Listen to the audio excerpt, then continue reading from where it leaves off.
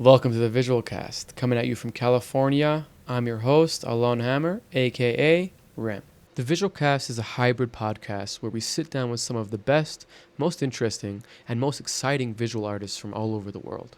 We chat about life, art, visuals, software, hardware, systems, crystals, alien downloads, spirituality, and catalysts.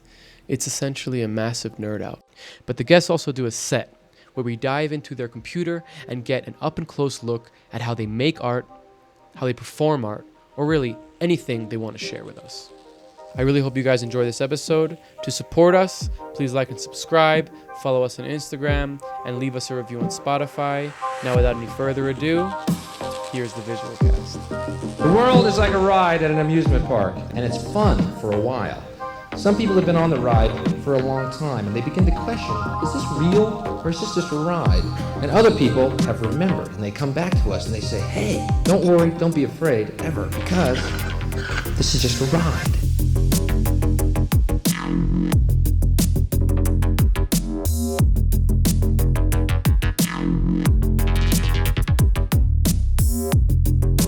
Alrighty, welcome to the Visual Cast. Very excited to be joined today by a very special guest, a real master actually at what she does, a super high level motion designer and visual artist, a almost decade everydayer, and just a super cool and interesting person.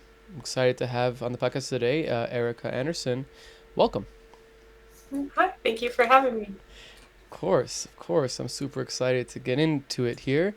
What I've been trying to do in the most recent episodes is kind of jump into it right away and show some of the work of the guest as soon as possible so that there is a little bit more context. And luckily, you do not have... there is a lot of work to show for you. Like I said, you've been doing everydays for...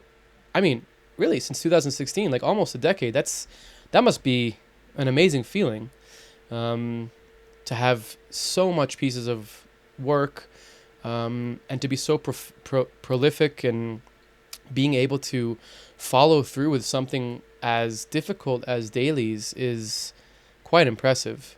Is there a tip or trick that you have for us, for the interested in Dailies people? Well, no one does this as like mentally stable, first of all.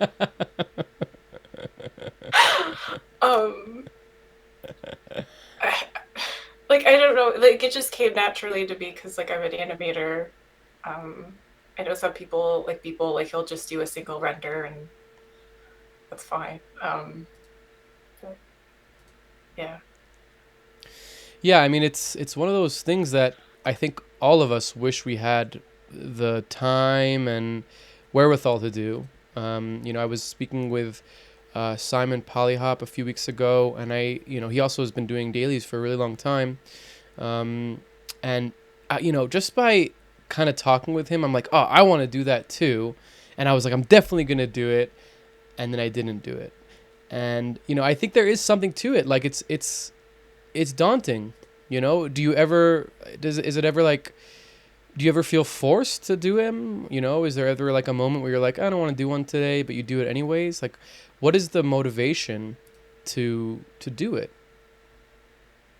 Well, it didn't start out this way because I first started making GIFs in 2012, and it definitely like took a while to find a groove. Like there were periods where like I wouldn't make any, and then I'd go back to them, whatever. But now it's just kind of like muscle memory. Like I can't imagine my life without doing them. It's interesting. Strange. Yeah. Do you bank them ever? Like if you have vacation or something like that? For vacation stuff, yeah. I probably should just do that also for just like regular life.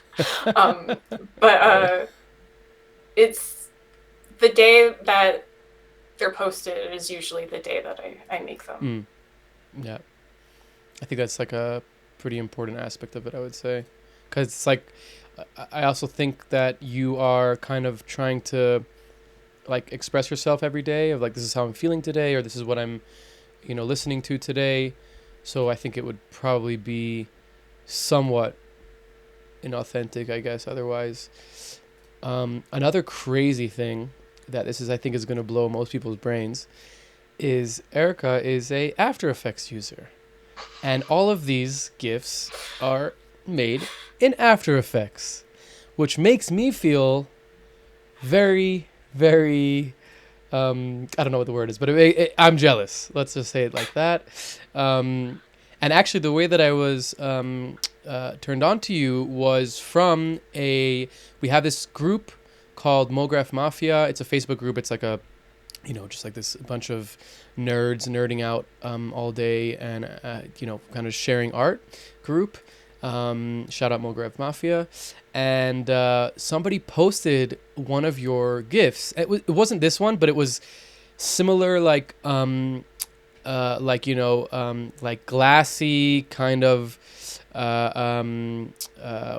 refraction, kind of like liquidy, goopy kind of thing. And I was like, oh, well, we were all like, whoa, that's so cool. That's so cool. And because he posted, he's like, oh, I wonder how they made this.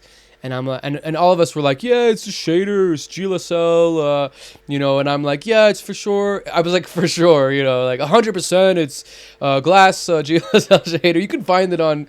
And then like a few minutes after we all were kind of like, yeah, I know exactly what it is. He's like, oh no, she says that it's After Effects, and we're all like, oh, damn it. And then I was like, okay, I gotta check this out. I gotta deep dive into Eric Anderson.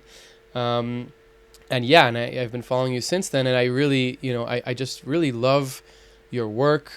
And going back into your work is really interesting to see the emotion and it's like almost like this is like a period, this black and white, and I can imagine what was going on for that, week or two.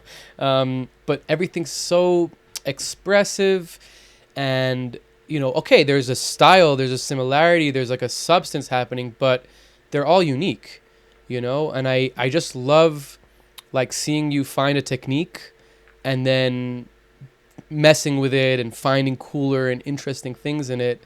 Yeah, I think it's super unique, and I hope that you know how unique it is. I'm sure you do. You have a lot of accolades, and you've won some interesting awards and been part of some really cool top 10 motion graphic designers. So I can't be the first one that's told you that. But yeah, what? It's just why After Effects? Like what about After Effects is the where did that come from? It's just what I had at the time, honestly.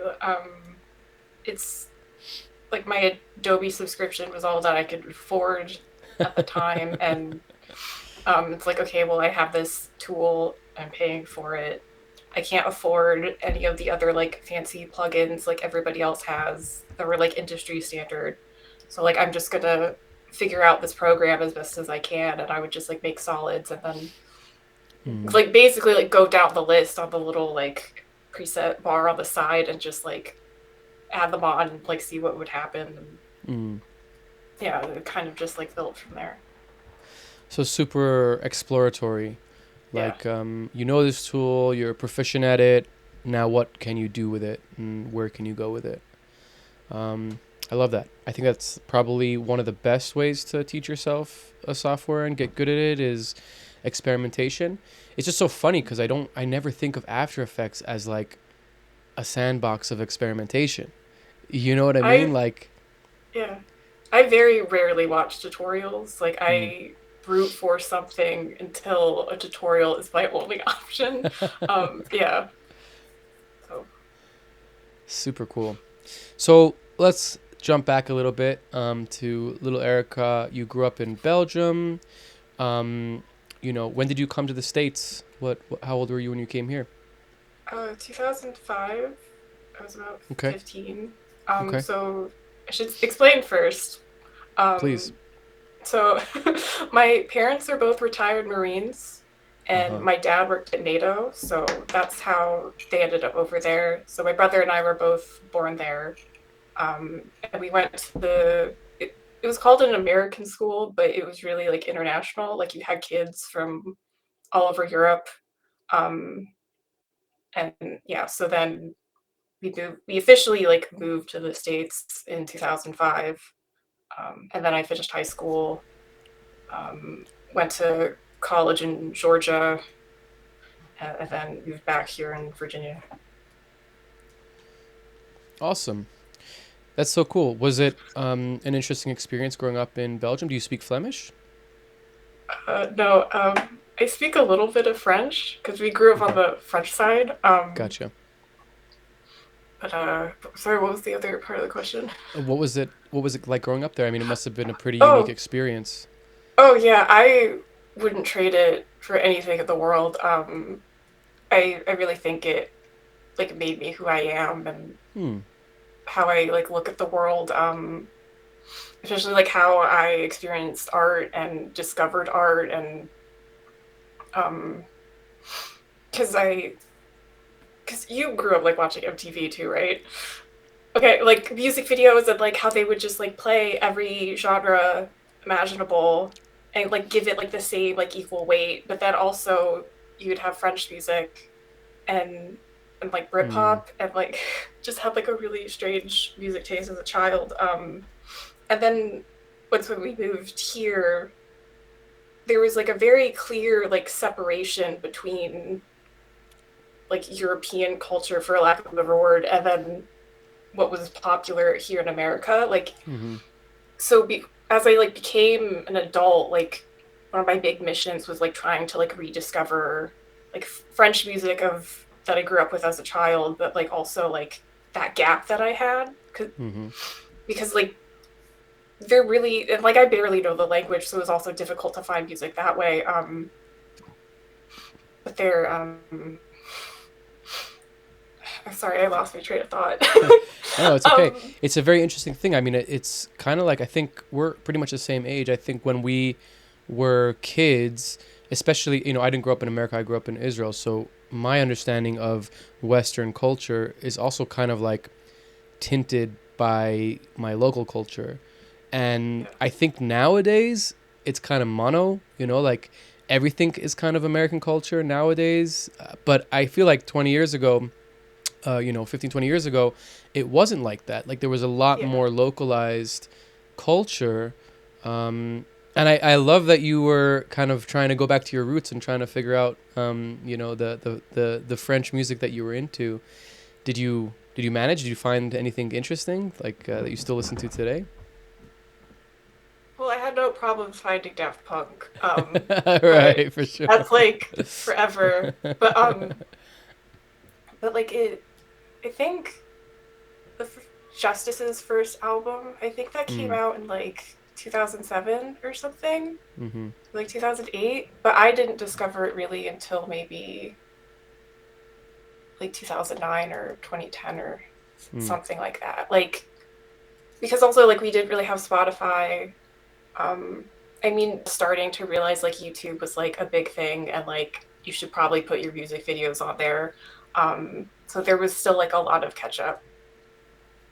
And like There's I'll still a lot of have like these really weird there's still like a lot of like catch up between gotcha like yeah. between, yeah, yeah. But it's funny like how I remember things. It's like I'll remember the music video and I'll like and that would be it. Like I remember I rediscovered The Music Sounds Better with You, and when I heard it, it was like I've heard this song before and I couldn't remember where. Like it drove me Mm. insane. And then when I watched the music video, it was like, that's Click. it. Oh my gosh. That's This so stupid funny. kid in the airplane. Like, yeah. Yeah. That's awesome. That's awesome. Super cool. And you mentioned that your youth growing up in Belgium shaped the way that you view art. Can you tell us a little bit about that? Was there some early inspirations, some emulation that kind of happened there, that really kind of set you in this path of fine art, digital fine art, or fine art in motion? I just remember like they played a lot of cartoons and like a lot of like French dubs of anime. Hmm. I remember a lot. French dubs And it of was, anime. Wow, that's cool. yeah. So like Dragon Ball Z, which the theme song, the French theme song for that show is iconic. Um, it like lives in my brain rent free. Um, and then there's Captain Harlock. I really loved as a kid. Um, the artist behind that, Leiji Matsumoto, he did the music videos for Daft Punk's Discovery. If you didn't know that.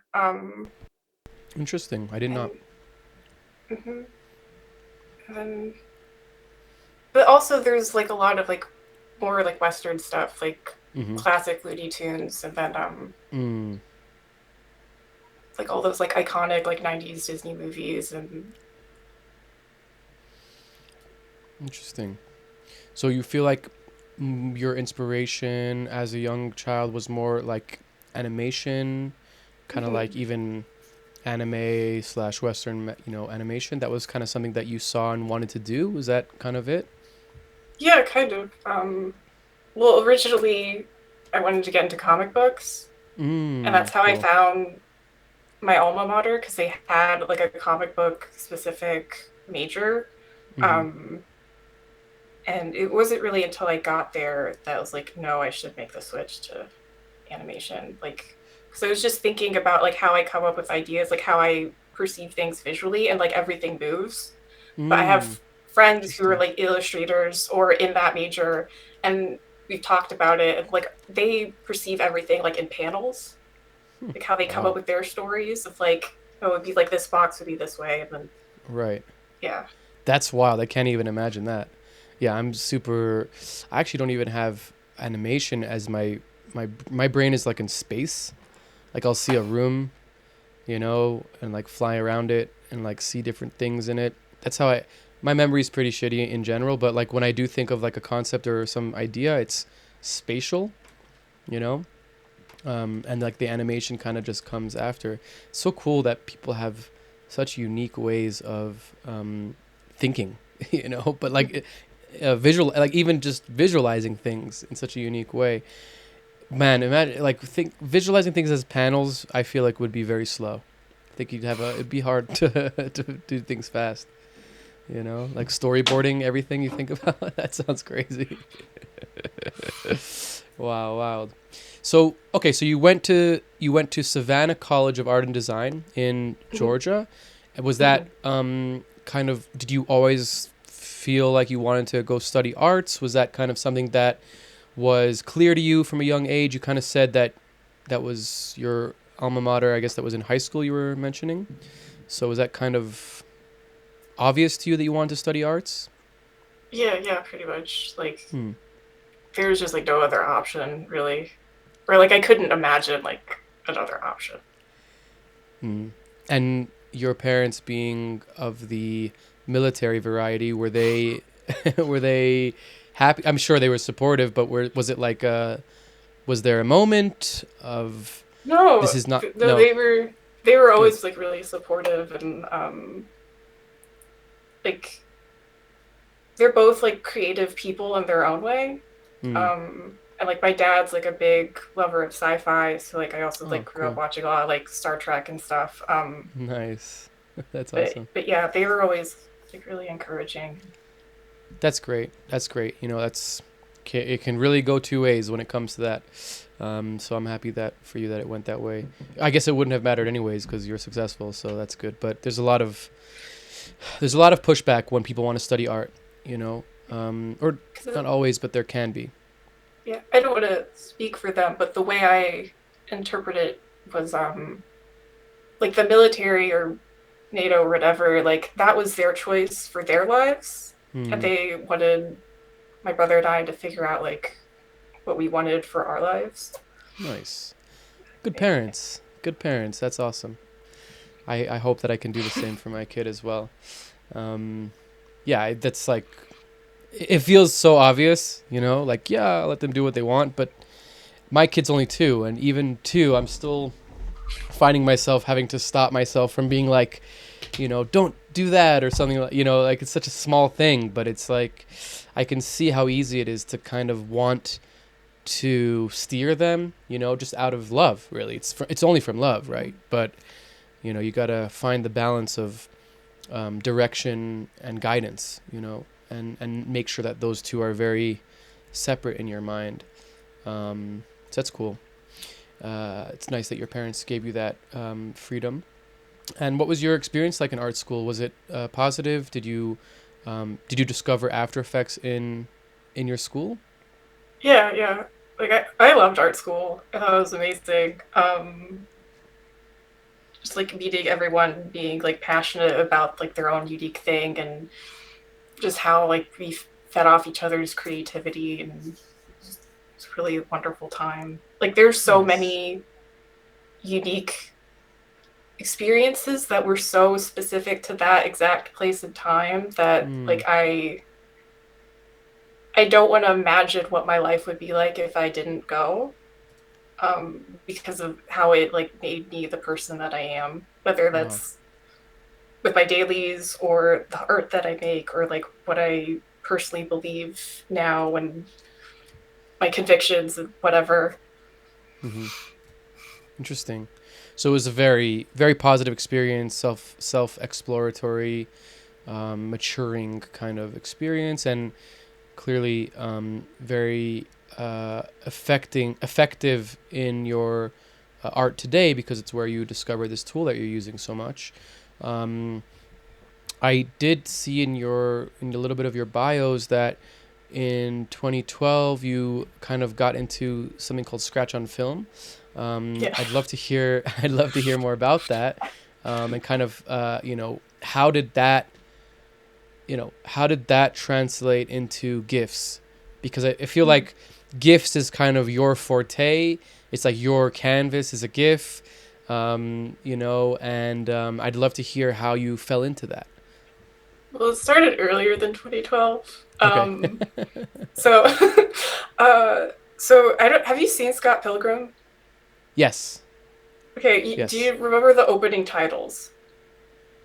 Uh, I feel like It's they're okay like they're if you kind of like don't. I feel like anim like very like no, actually I don't think I do. Let me find it. Okay. Um, no, because that's like one of my favorite movies of all time, and it's I love honestly it. like what started all of this. I Um, love it.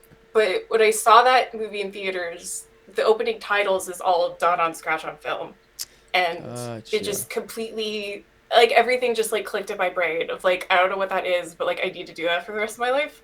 Um, and there was this website called Art of the Title that I was obsessed with in college, and they would do these interviews. Yeah, Yes. Yes, yes, and they would yes. do these interviews with the Interesting. people who would make these title opening credit sequences for various movies and TV shows. And the the interview they did for this is one of my favorites.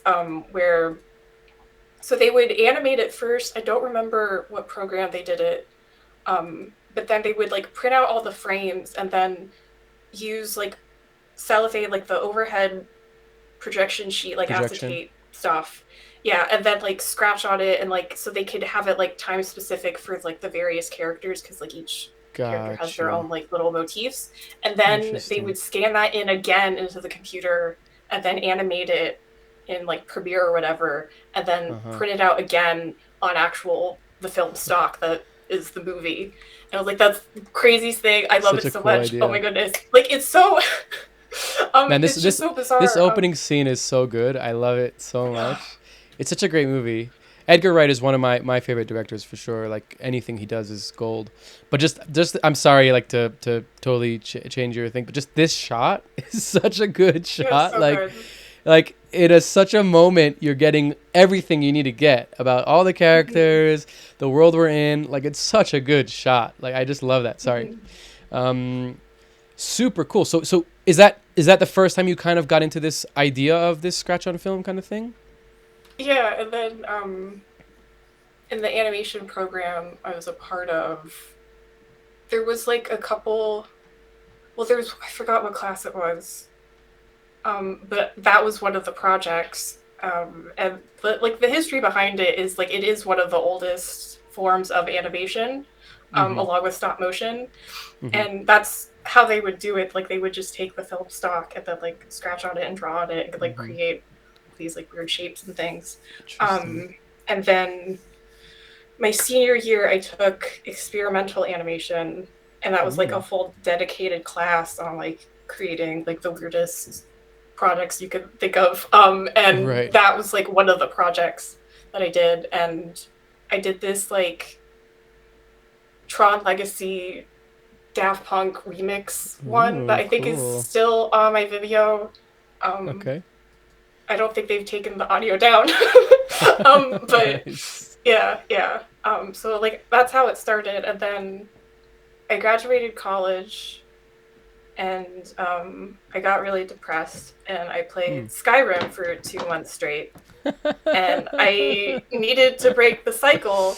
And so I was like, you know what, I can't buy, because what you needed to do at the time was like, well, you need the film stock, then you need this machine to run the film through, and then you connect that to another box that you then connect to your computer, and that's how you would like digitize it. And I just graduated college, I broke, I can't afford that. So I bought like overhead projector sheets, and then in Photoshop, like I made like a grid, and so I could like keep everything organized. And I made, there were like these columns of like 24 little rectangles because like 24 frames per second. And then I would use that as my guide, and then like scratch them up and like paint them and whatever, and then I'd scan them in with just like a regular like HP scanner that I don't have anymore because it was terrible. And then I would like cut them again in Photoshop and then import them into After Effects and then like animate them that way. And then it was like, I did all this. And like, I don't know how to, like, what's the best way for me to share it? And I was like, I guess the GIF would work. And then I guess I'll just upload them on Tumblr, because Tumblr at the time was the shit. Tumblr was the place for GIFs. Yeah. And yeah, that's kind of just snowballed from there. So those were my first GIFs that I ever uploaded onto Tumblr. And then as it like evolved, like I kept wanting to push myself. So then I started like adding more effects just to see what would happen. And then it got to a point where, because one other thing was, because it's an organic process, like it didn't loop. And that was like my big thing. Like I really wanted it to loop. And so when you would, the only way really to loop it, like there would be like a very clear like scene, like like where it would like reflect each other. And so then I would add effects to like try and hide it. And then it got to the point where like I'm adding so much you can't even tell this is what I'm even using anymore. Yeah, so like I might as well just figure out like what could I do with just After Effects. And that was like the next step. Yeah. It's like you're using the digital to fix the issues of the physical, and you're like, well, this physical thing is limited. I might as well just go fully digital. Yeah. And then eventually, like, they evolved to where, like, I made them look like they're on film. So I have the, like, the frame around it and, like, the little, like, film pops, and then, like, I have noise grain on it. And, yeah. Fascinating. I feel like it's such a,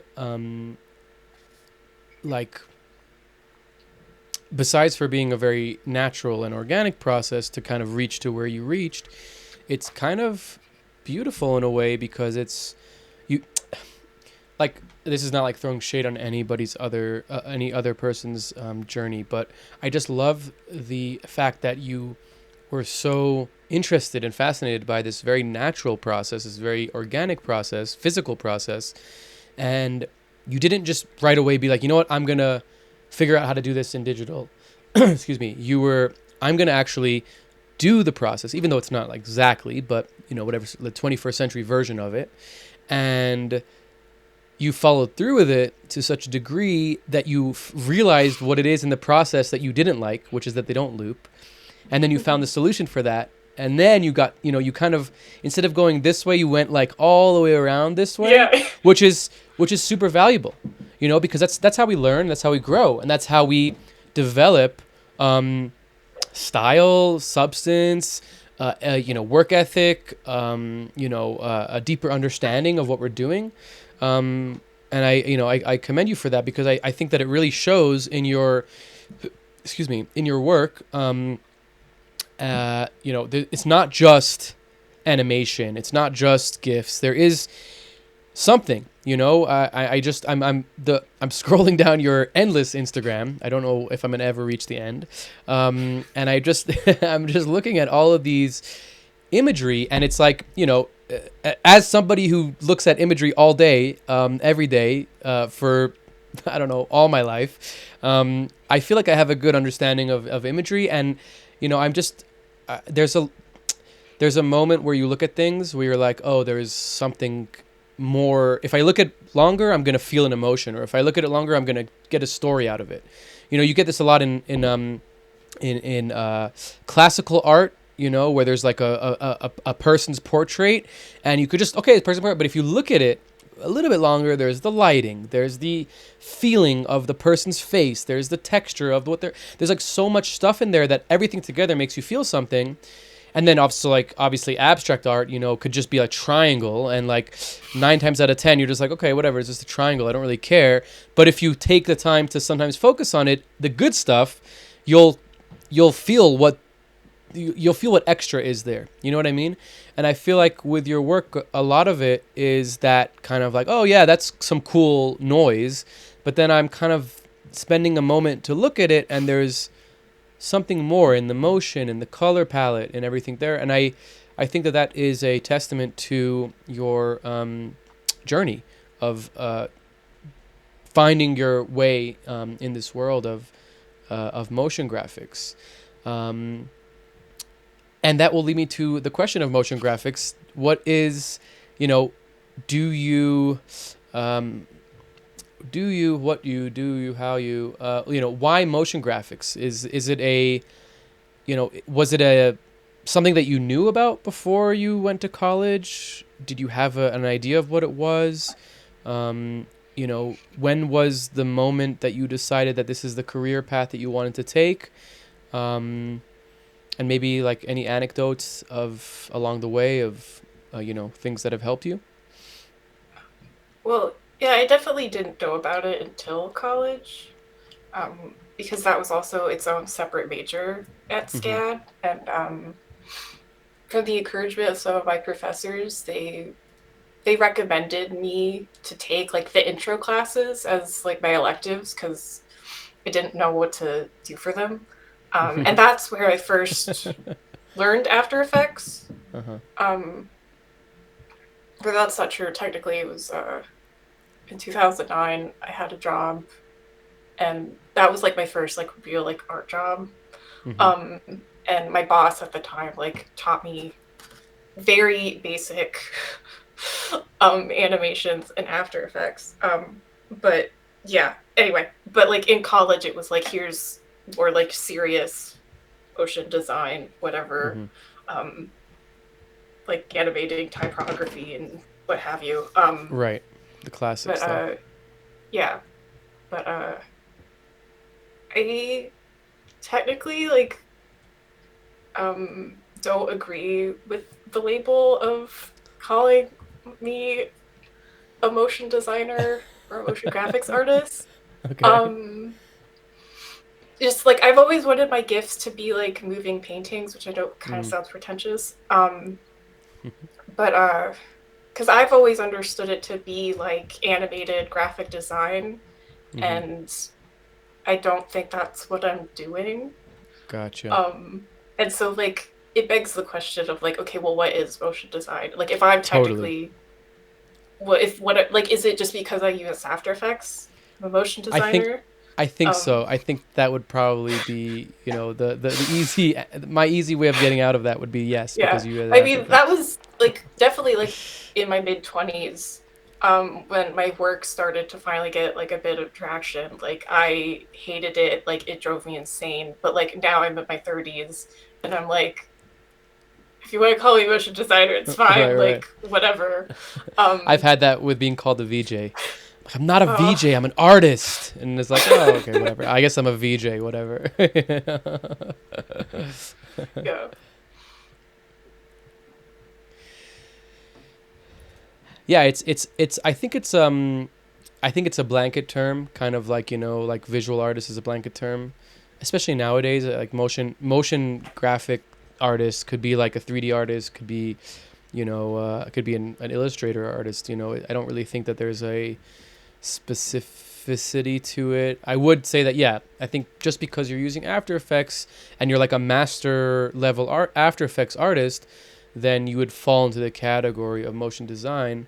Um, but yeah, I think nowadays the terms are so kind of interchangeable, and there's so many like sub genres inside of all these terms that it really does not matter too much. Um, but yeah, I guess I was kind of alluding to like quote unquote career paths. You know what I mean? Of like, okay, I'm gonna get a I'm gonna be a motion graphics artist in After Effects, and I'm gonna get a job in this studio, and I'm gonna do, like you said, topography, etc. Commercial work and stuff like that. Um, did you have this trajectory? Was that something that you did before you kind of became a you know the artist known as Erica Anderson? I definitely tried to do like a more traditional career path because the main goal after graduating was like I really want to work in concerts. I want to do concert visuals. I Mm, want to explode rainbows with lasers and then just like everyone go crazy. So I initially like started doing like more traditional things. Like I worked in an office and technically as a graphic designer, but like I also did like motion design stuff there too. And then I left and then did freelance that was mostly like motion design, and then eventually like I finally got into the like music industry space. But so gotcha. now like I still do like a little bit of both, A little bit just both, because like I like working with like different types of people and like different for types of sure. projects, and yeah. Yeah, also the corporate theater and corporate world and commercial world is there's just a lot of money there. There's a lot of work there, and it's not always the best experience, but it can be. It really can be. Like there can be, less about the people, more just about the substance. But sometimes there is amazing opportunities for creative expression inside of those worlds, and um, I don't necessarily know how it is on the graphic design aspect, but from my experience in like visual effects and like technology oriented live performance, they spend all the money, and that's where like all the innovation happens, or a lot of the innovation happens, and where you just get the best toys to play with. So it's like, yeah, sometimes I'll put my hippie hat away and do a job for some corporation because A, I'm supporting my family, but B, I get to like play with all this crazy technology, and it can be very inspiring. It can also totally be the opposite, and I can finish that week and want to kill myself and need a week to come down back to earth. But more often than not, I think as I get older, I know how to choose and pick the clients to work with. Um, cool. So now you're kind of doing both. Are you like 100% freelance? Is there some studios that you work with exclusively? How do people like what are the most ways that people are reaching out to you these days? um I'm pretty much all freelance. The last year was like kind of weird where like I had a contract job that I Hmm. can't talk about. Okay. um or like a contractor job, whatever. Weird good, or just weird not? Very good. Okay, good, good, good, good, good. But it's NDAs, whatever. But most people definitely like email me, or like I rarely check Instagram DMs because it's usually just a mess. But yeah, most people email me. I'll send out like cold call emails, You will? apply to things. Yeah, yeah. Like I apply to studios as like whenever there's like a job listing, just to see what would happen. Interesting. Yeah. Has anything come from that? No.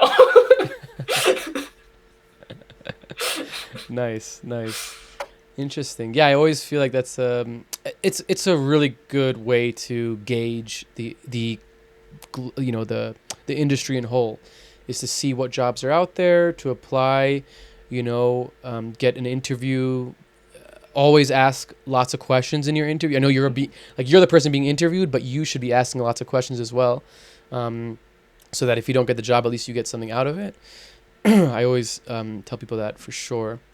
Um, yeah, I mean, I guess you have a pretty big following. I mean, like, regardless of Instagram, I feel like just the fact that you've been doing it for so long and your name is kind of um, synonymous is maybe not the right word, but for lack of a better word, synonymous with this idea of visuals in After Effects. You also have a pretty crazy Patreon.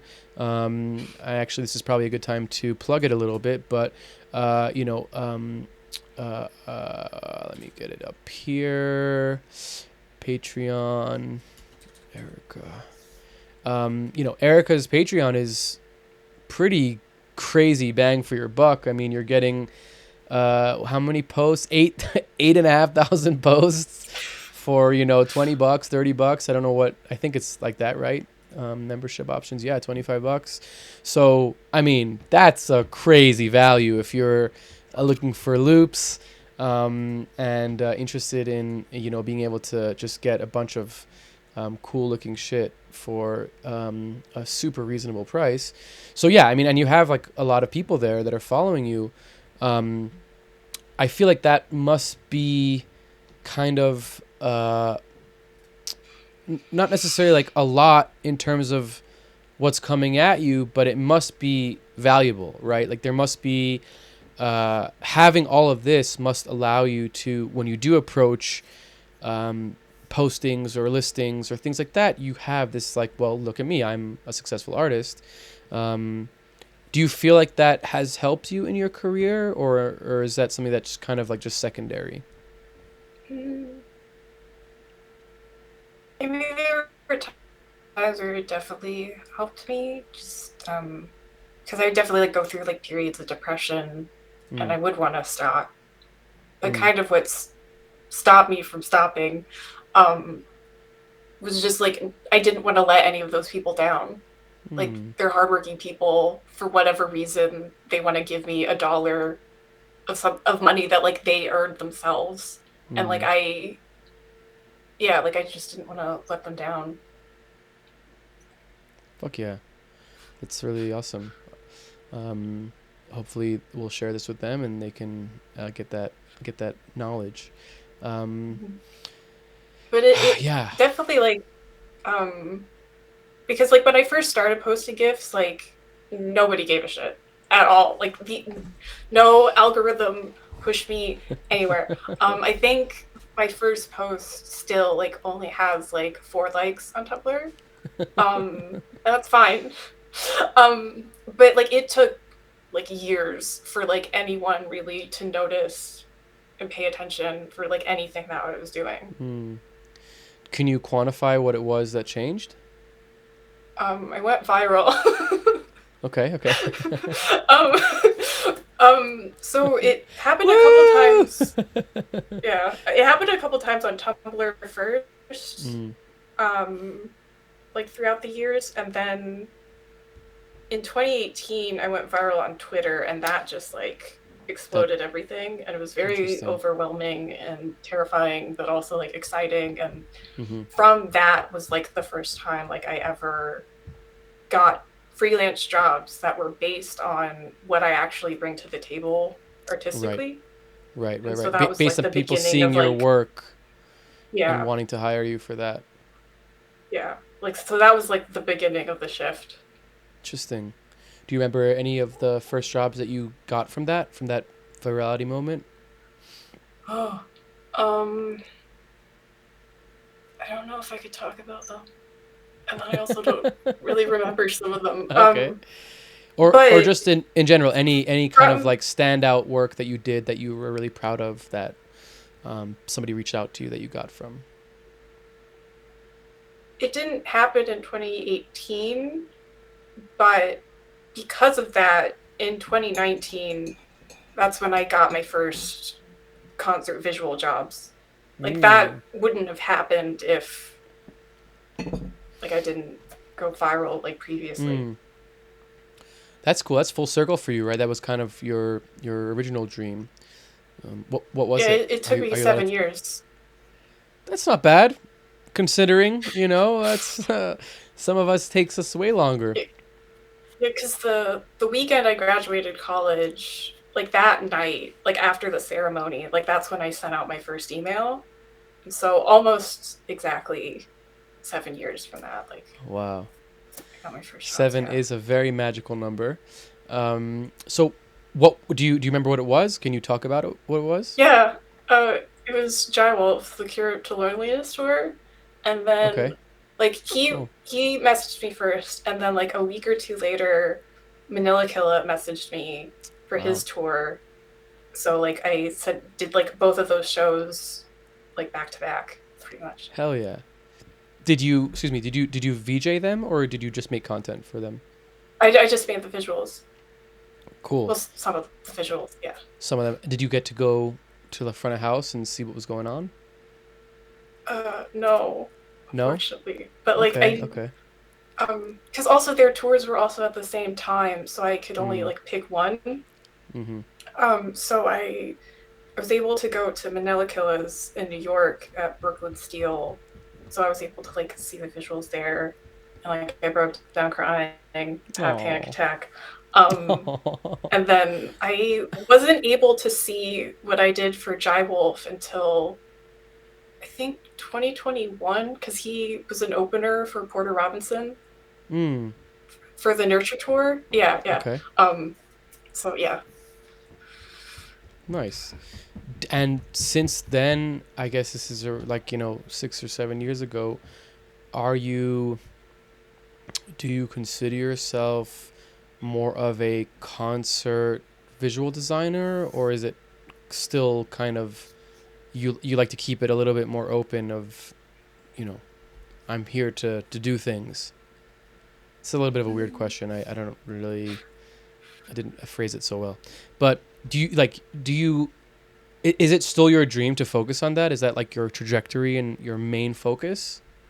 I mean, a little bit. I mean, there's still a lot that I want to accomplish Mm. in the music industry, but there's a lot of like unhealthy aspects to it that I no longer like want to be a part of. If that makes any sense. It does. I'd love to, I feel like we're going to get into the set portion, but I'd love to just harbor on that for a moment. I think that's a very interesting thing to talk about. What do you, Um, please, like, take it to however you want. I'd just love to hear your perspective on that.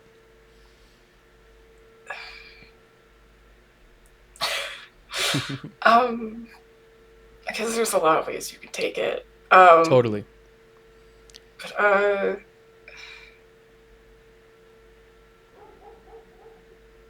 I mean, the main like unhealthy aspect I think is just like the exhaustion, Hmm. because you need everything to be like everything is due within like 24 or 48 hours or something, and that's just like not feasible to like do consecutively for like an extended amount of time. Mm-hmm. um it's also not for like very much money. And like I understand the reasonings for that, for like some of the people that I work with, but for like Mm-hmm. other like bigger artists, like no, like you could like pay people like a living wage, like above Totally. like um or like at least minimum wage or something. Wow. um Maybe. No, it should be it I should be don't know. more. It should be way more for sure. Yeah. But yeah, So it's mainly just the pressure, the time crunches. I'm sure there's also a lot of like self criticism of like, okay, you have 48 hours to make something, and you want to make the best thing that you can make. Yeah. And then there's the aspect of, okay, well, you're not getting paid the full amount that you should, so how much time are you going to put in it, what's worth it? And then there's all the, oh, you're going to get exposure and it's going to be this and that, and you kind of build all these anticipations and ideas, and more often than not it's kind of like, okay, thank you, bye. I'd also imagine, please tell me if I'm wrong here, but I'd also imagine that because you're not like involved in the actual production, like on site, like that there's a little bit of a dissonance, right? You're kind of like, it's a deliverable. Whereas like if you're making something and then you get to perform it, or you get to at least experience it as the audience, there might be more reward there, which I can totally understand. And then I'm assuming the music industry, I've been in the music industry for a really long time. Luckily, I'm in like the well, I don't know about that. Luckily, I'm in the psytrance electronic subgenre music industry, and most of it is, psychedelic, esoteric, kind of good vibes. There's definitely a lot of dark stuff there, but not as dark as when I've been, opened up windows into like the pop music industry.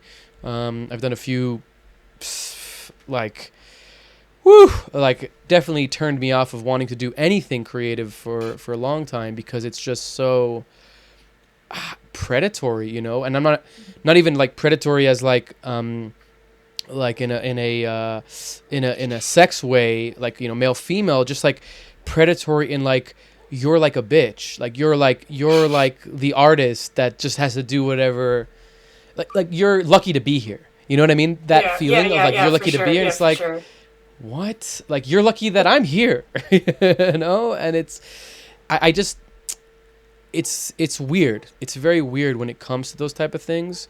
Because there is a way to make it collaborative. There is many times where you work with people and there's like a thin line of like, you could be taking advantage of, but they make you feel part of the experience that you don't even care. You want to give 120%.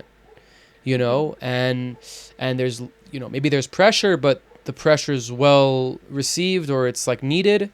But yeah, a lot of times in the pop world, that is just not the case, and it's like you're taking advantage of very easily. Excuse me. Because a big reason, or one of the reasons why it took so long, or like took 7 years, was because I wanted to get paid. And a lot of the times in my experience, like teams, managers, whatever, they're sort of banking on taking advantage of the parasocial relationship an artist has with their fans. Because in that scenario, a fan won't necessarily realize they're being taken advantage of in the moment, maybe until later. But at that point, like, I had been sort of consistently like freelancing at the time. It's like, no, like, I'm a professional, pay me. I mean, yeah, like, I've never done like a concert before, but like, I could render things in After Effects. Like, it's fine, like, pay me. Yeah. So you did have a lot of opportunities before that were just like, hey, can you work for free kind of things? Or they would just see art that I made and like just wanted to have it. It's like, can we have this? It's like, no, like, you have to pay me. And they're like, okay. And then never hear from them again. Never hear. Yeah. Interesting. Yeah, I think that's the case for sure. I mean, it's been the case for sure for a long time. I think that that kind of, that's like kind of the curse and blessing of a thing like Instagram, where it's so, you're so exposed to the world, but at the same time, you're so exposed to the world. It's like, and your art is like jumbled up with like every other thing begging for your attention. So like, no one ever really sees, oh, there's a person actually behind this. They don't necessarily know like their story, or like why they do anything the way a fandom does for their favorite pop star or DJ or For whoever. sure. It's like we don't. There isn't. It's very rare that there's been like a mutual level of respect, and like I'm just so grateful. Like the first couple jobs like I had with the like official like real jobs I had with the music industry, like I did have that. Mm, Where that's there awesome. was this like I don't know mutual understanding or just like mutual respect of like Yeah. I could share my ideas, and if that's not what they're going for, they're like, oh, and like it's okay. Right. Right. I mean, mutual respect is one of those things that should not be taken for granted, right? That should just be Yeah. the norm of any uh, um, client relationship, client artist relationship. But I guess it's not the case in a lot of times. Um, One more thing I want to harbor on here before we move into your set is the aspect of payment. I think this is something that, especially freelance artists, especially young artists, up and coming artists, um, especially artists that gain notoriety through virality very fast, forget. I think it's something that, I'm Jewish, so like money for me is like air, No, I'm just kidding. But I was lucky because I came at it from a place of business. You know what I mean? Like art was always the forefront and like was always the pushing, but my mind is very set on business. And then very fast I realized that if I didn't make that a priority, then I would be a starving artist.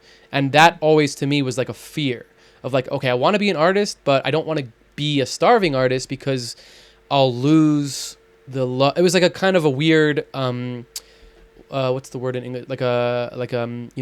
They're tied together, but I don't necessarily want them to be so it was kind of always in my mind, and I was very lucky because I had this mentor that was in the same mindset, and he was very experienced and successful. So he always gave me that like pat on the back of like, no, charge more, or like just say no. If they don't want to pay you, just say no. And like as a young artist, saying no to a job because they're not paying you enough is Yeah. like one of the hardest things you could ever Yeah. do, but it's extremely empowering. And something that he always taught me was like, they'll fail. Like if this is their budget and this is their vision, they'll go and find somebody that's willing to do it, and they'll fail. And then if they have any like respect, they'll come back to you and be like, hey, it didn't work. Can you make it work? And be like, yes, I can. This is how much it costs.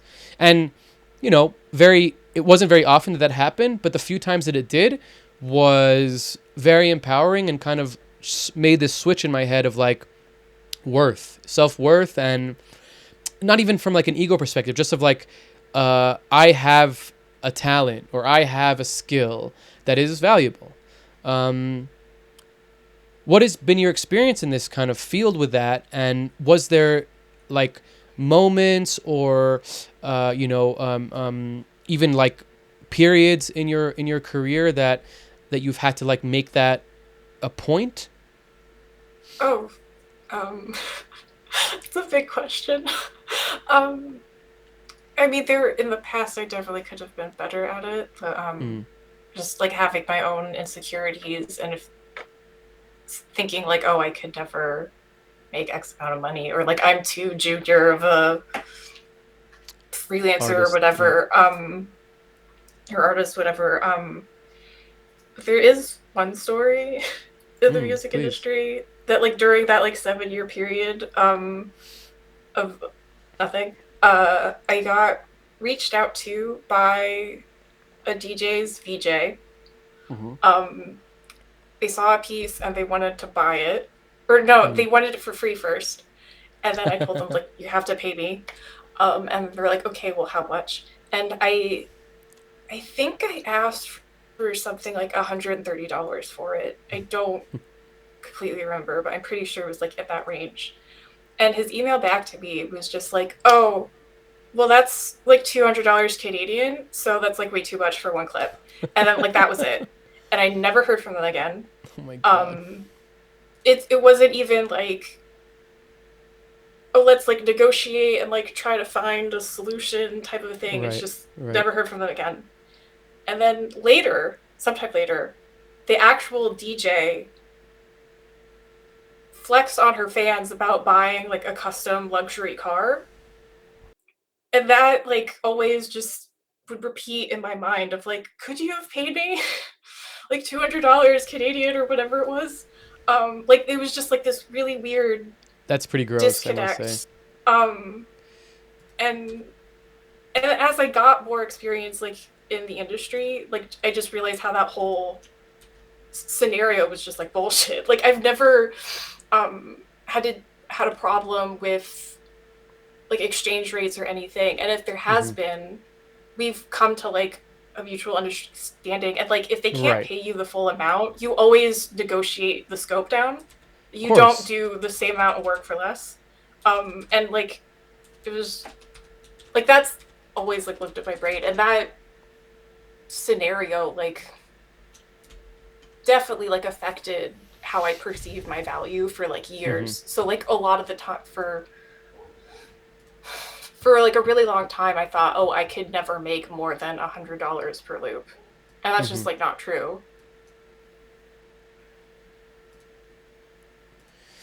Yeah, I mean that's a really good anecdote, and I think that that's like it's good to have boundaries just in general in life, right? In interpersonal relationships, with yourself, with your parents, family, whatever, friends, um, and like having that number in your head of like, okay, this is my number, is a really good place to start from, right? It doesn't mean that you can't shift left or right. You know, there might be something that you really want to do or somebody you really want to work with, but it's a really good thing to have that. I always look at it like when I invoice for anything really, I always put the full amount.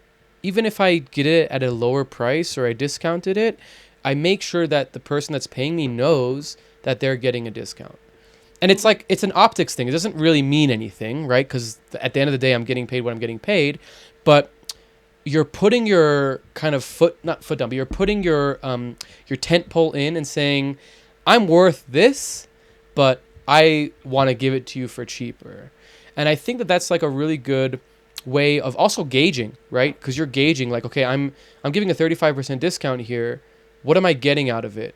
And that could be, it's super subjective. There's no right answer or wrong answer. It's very like in the moment, like what you are trying to do. But at least you're gauging like the monetary value of what you're giving and getting. And I think that's really important, especially when it comes to, you know, you have such a vast library of content that is clearly valuable. Being able to put a tag onto it is a really good starting point for yourself to not be like, oh yeah, sure, that's from 10 years ago. Here, take it. You know what I mean? And then creating a disingenuous relationship with that person, because they'll think now that you have a weird, you know, that if something's old, you have less value for it or whatever. So I think that's really, you know, it's a really important kind of aspect of this world. And we got into like a economics class here, which is always a fun thing to get into. Okay, I think we're almost ready for your set. I do want to do one thing first. I know I've said that 10 times already. I just, when I was kind of looking through all your stuff, there's a few of them that pointed out to me that I'm like, how did you make this? So yeah, just like. I don't remember. So here's the funny thing about like making all these for so long is that like I legitimately Don't remember. Like you have to physically show me, otherwise like I won't remember or I have like no idea what you're talking about. Wait, what's the date on it? Because by the year I can usually like figure out it's like maybe like what 267 weeks, so like I guess like 5 years ago. Okay, so it must have been maybe I definitely used prism displacement from a giant on this. Okay. It could have been with Tau and just like Okay. I made this like tunnel of triangles and then just like shifted mess them with the fog. So like yeah. Okay. Probably. Okay. I'm sorry. Because I look at this No, and no, I'm no, just it's fine. like, This is fun. okay, this is not good. Yeah. This one I thought was cool too. Mhm. This I is think that from, this is was, recent. yeah, I'm pretty sure that was Tao too. It's just Okay. like I made this like tunnel of something, I don't know. Was there was there a big shift for you from like using only internal After Effects tools and then allowing plugins? Oh, Was there a for moment? sure. Um, Especially with particles. Yeah, Because I'm I can show sure. it in the demo. Can't wait. But in the old times, I would use Particle World. That was like my main effect that I used. And then I couldn't ever like I figured out how to make it loop at like a second, Mm. but I couldn't ever figure out how to Longer. yeah, how to make it longer. So I would just use time remapping. And then just like I'll Ah, have the 1 second and then extend it over. interesting. Interesting. Yeah. So I guess a lot of these 3D stuff is going to be like Tau and Hmm. different And flavors of like that, right? mer. Yeah, yeah. Right. Man, I'm like your work made me for the first Oh, time in like a this decade. one's different.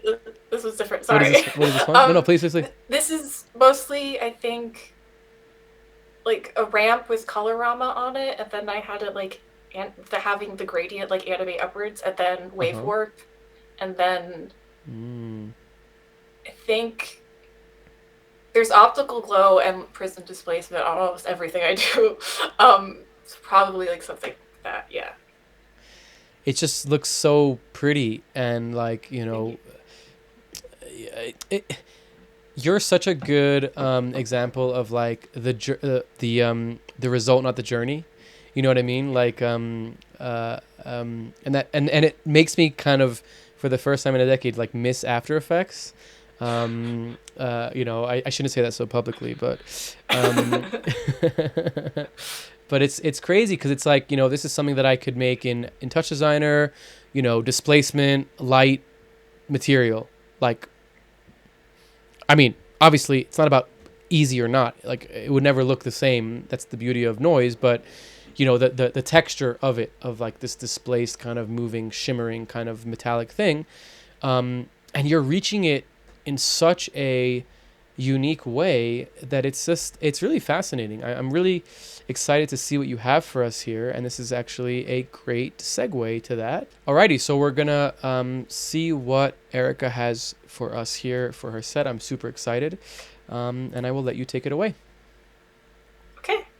So I thought it would be fun to do like a history lesson almost of like to showing like how I set up my GIFs, like created them like years ago, and then like slowly through time to then eventually like how I would make them now. Um, so this is a GIF called Home that I made in 2015. Do you want me to play it or first or Sure. Yeah. okay? So these were one of the Nice. ones where like the base was the scratch on film, and then like I Mm-hmm. added a whole bunch of stuff to it. So it was like this weird Inception level of like comps that I would do. So so here would be like the film strip, Mm. like just unedited all together, and like I would just layer a whole bunch of different ones on top of each other, and like play with um like luminosity or like any of the things, and you would get all these different like color variations. So I multiply, I think, and then you would just layer a whole bunch of them on top of each other. You know, uh, just to like, and you would get all these like crazy like patterns and Mm. colors and whatever. And then here was the comp where like everything would be mirrored. So like here is the mirror line, and then I just like animated it up, and then it would disappear. And then Interesting. I honestly don't remember any of this, like the fact that how I set any of this up, because then I would take it here and then just like stack them on top of each other and then to somehow loop it. to loop it. And so like this was just like the template. So like all I would have to edit was just like this. Like Mm, I never had to redo any of these other steps smart, again. smart. But yeah, like so when I reopened this file, I was like, what is this? Like because I don't think I would ever do it this way again. Right, right. Like it is just hilarious. But anyway, so then it would just be here, um, like without anything on it. Like it would just loop in its own Hmm. comp, Interesting. and then you would just like go crazy with like effects. So I guess on this one, like I have 2 different blurs on it. I have no idea why. And another thing I would do is like I would layer like inverts and then hues and saturations and then go back and forth, and it would just like be crazy. And I also would never name any of the things at all.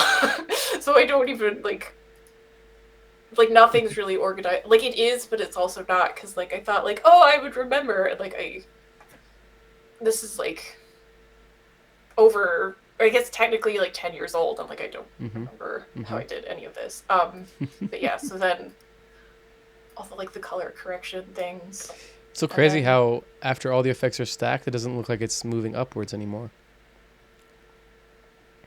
oh it still is. No, I'm sure it is, but it doesn't look. It doesn't necessarily look like that anymore. It looks maybe like it's Yeah. shimmering. You know what I mean? Yeah. Yeah. Super interesting. I love how you stayed true to that scratch film of like here's my film strip and I'm looking at it and moving it, Mm-hmm. through like a lens or a camera. It's such an interesting way of playing with it. Mm-hmm. So did you do this for like years?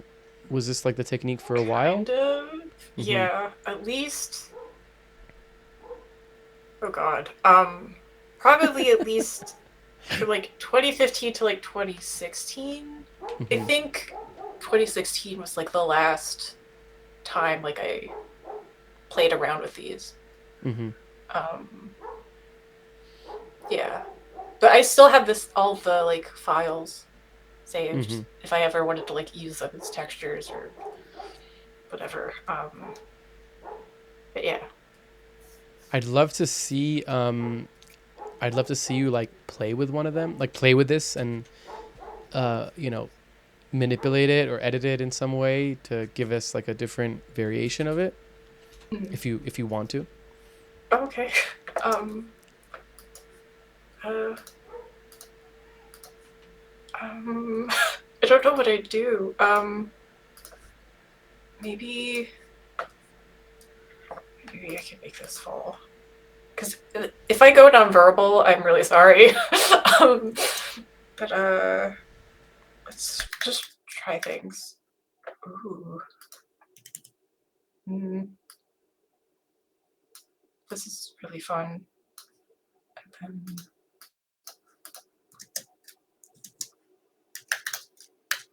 oh, and this is really important. This because this I definitely did not have back then. But it's the Video Copilot FX Console plugin that's free. Highly recommend it.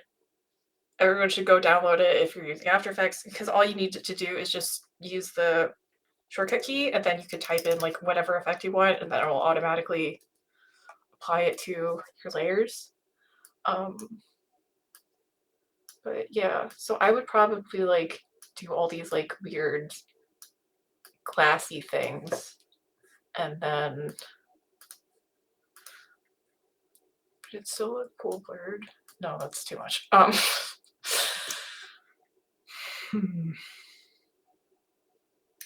There's one really cool effect I like from Red Giant now is Sketchify because you can make everything like these weird like watercolors, like smooth everything out.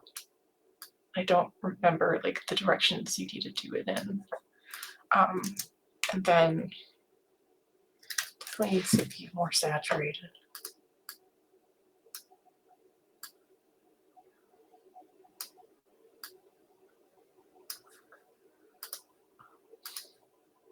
And I don't know what else I do. Ooh. That is cool. Then what do I have here again? Oh yeah, invert. Mr. Smoothie. I haven't used that in years, but it's fun. Mr. Smoothie? I don't remember that Yeah, one. that's what it's called. Um, Mr. Mercury is also really great. That's more of like a particle thing that I would just use. But then you could like go back over it and like do the same things and just like layer everything on top of that's the wrong one. But like just like go crazy with it. And, like making Wow, look at that. things. Yeah.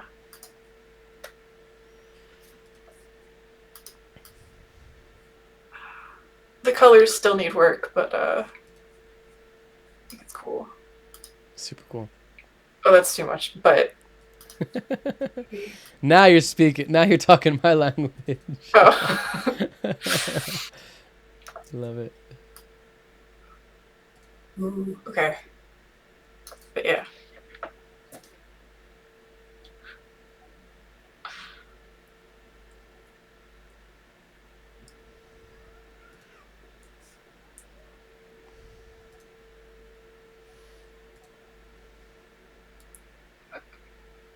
So do you want to move on to the next one, or? Sure, let's move on. Okay. um, okay. I think it was. Don't save. Okay, Don't so then save. here's where like I had everything. Well, I saved it like in another folder, so it's the original is still safe, but like, yeah. Anyway, so here's when like I basically kind of figured everything out of like how I wanted them all to look, like for the uniformity of like everything's a square. There's like the frame and the film pops. Also, still nothing is labeled, which I that's something I would like go back and like tell myself like please for the love of God if you want to archive these label everything. So this animation, it's technically I used shape layers, and that's just another pretty simple animation of how you would do that. I could show all the things. Okay, so it's just a simple like vector line. If it would open up. Okay, here we go. So it's just like a simple vector line, and then how to get that animated is like use a repeater, and then at that the distance you have each of your lines, that's how you would just add that to the position, and that's how you would animate it. And then if you ever want it rotated, you just rotate the variable of the shape layer itself, and then it will just loop infinitely. That's cool. Yeah, so that's how I would do it for here. And then there's an adjustment layer here. So I added, I guess, a couple of turbulence displacements on the fast blurs, and then on an adjustment layer, I added wave warp, which I think this might have been the beginning of my wave warp era where I just put it on everything. It's amazing, especially like if you want to get like these weird glitchy kind of pixel sorting effects on your animation. And then I guess I pre-comped it. I don't know why there's a null here. And then there's a thing there either. But then I just like inverted it and then played with the colors, and there it is. Sweet. Do you have like a general process when it comes to colors? Like I'm sure you understand color science and wheels and stuff like that, but is there like something more to it than that, or just a feeling? I guess mostly feeling, but that is like one of the hardest parts for sure. Because like I try to get the loop down first, and then from that like I build on top of it, and then like go crazy. So with the the older GIFs, like the scratch on film GIFs, I was kind of just like, I had to work with what I had because of how I like layered everything. But like here, like I could, you know, adjust the stroke here and like change the color and then like add a gradient to it and like do all these like weird things. But yeah, and I wouldn't today. Like I don't think I wouldn't use shape layers for an animation like this. And the only reason why I did was because a professor I had kept telling us like we need to use shape layers, and he was like, I know they suck, but if you keep like learning them, like you'll get better at them. It was like, okay, so that's kind of how I kept using them for like animations like this. Now I would I could just make a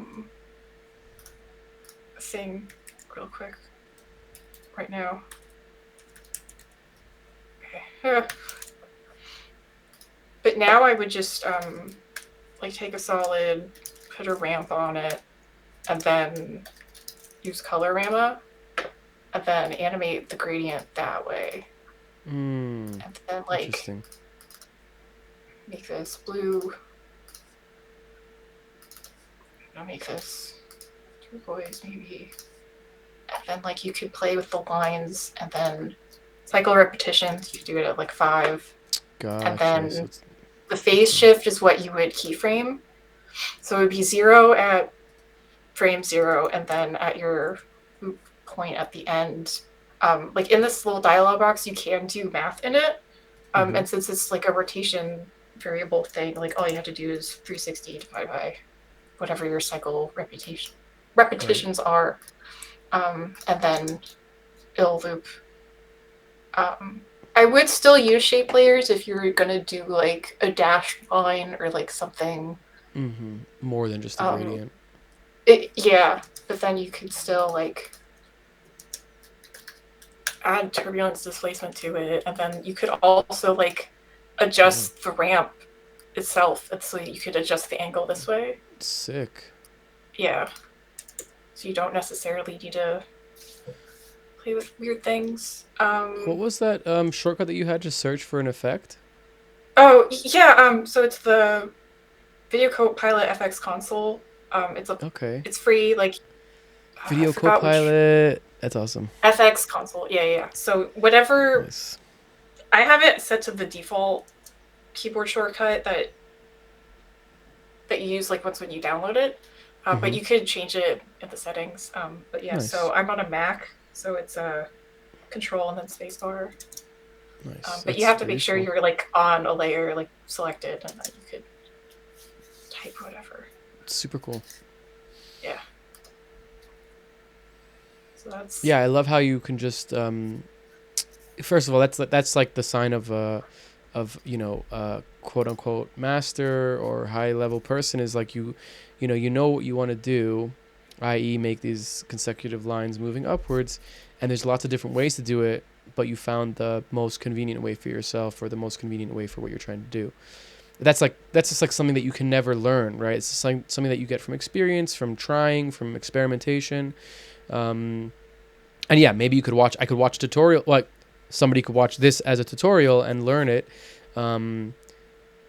But you found it because of that experimentation, which is what I love about, using tools like After Effects, like Touch Designer and things like that, where I can experiment and figure out different ways that work for me in a way that makes sense to what I'm trying to do.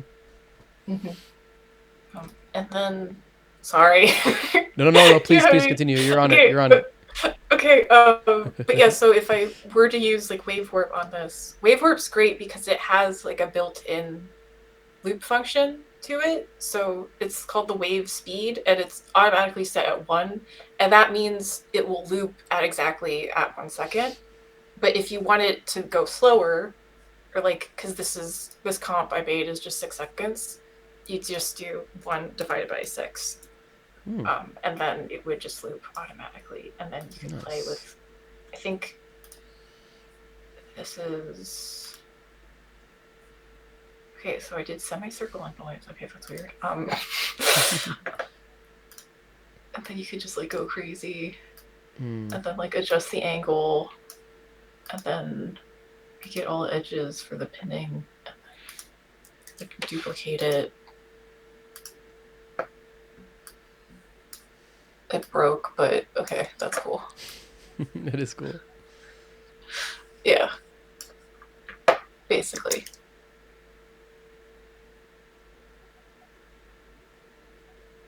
Sick.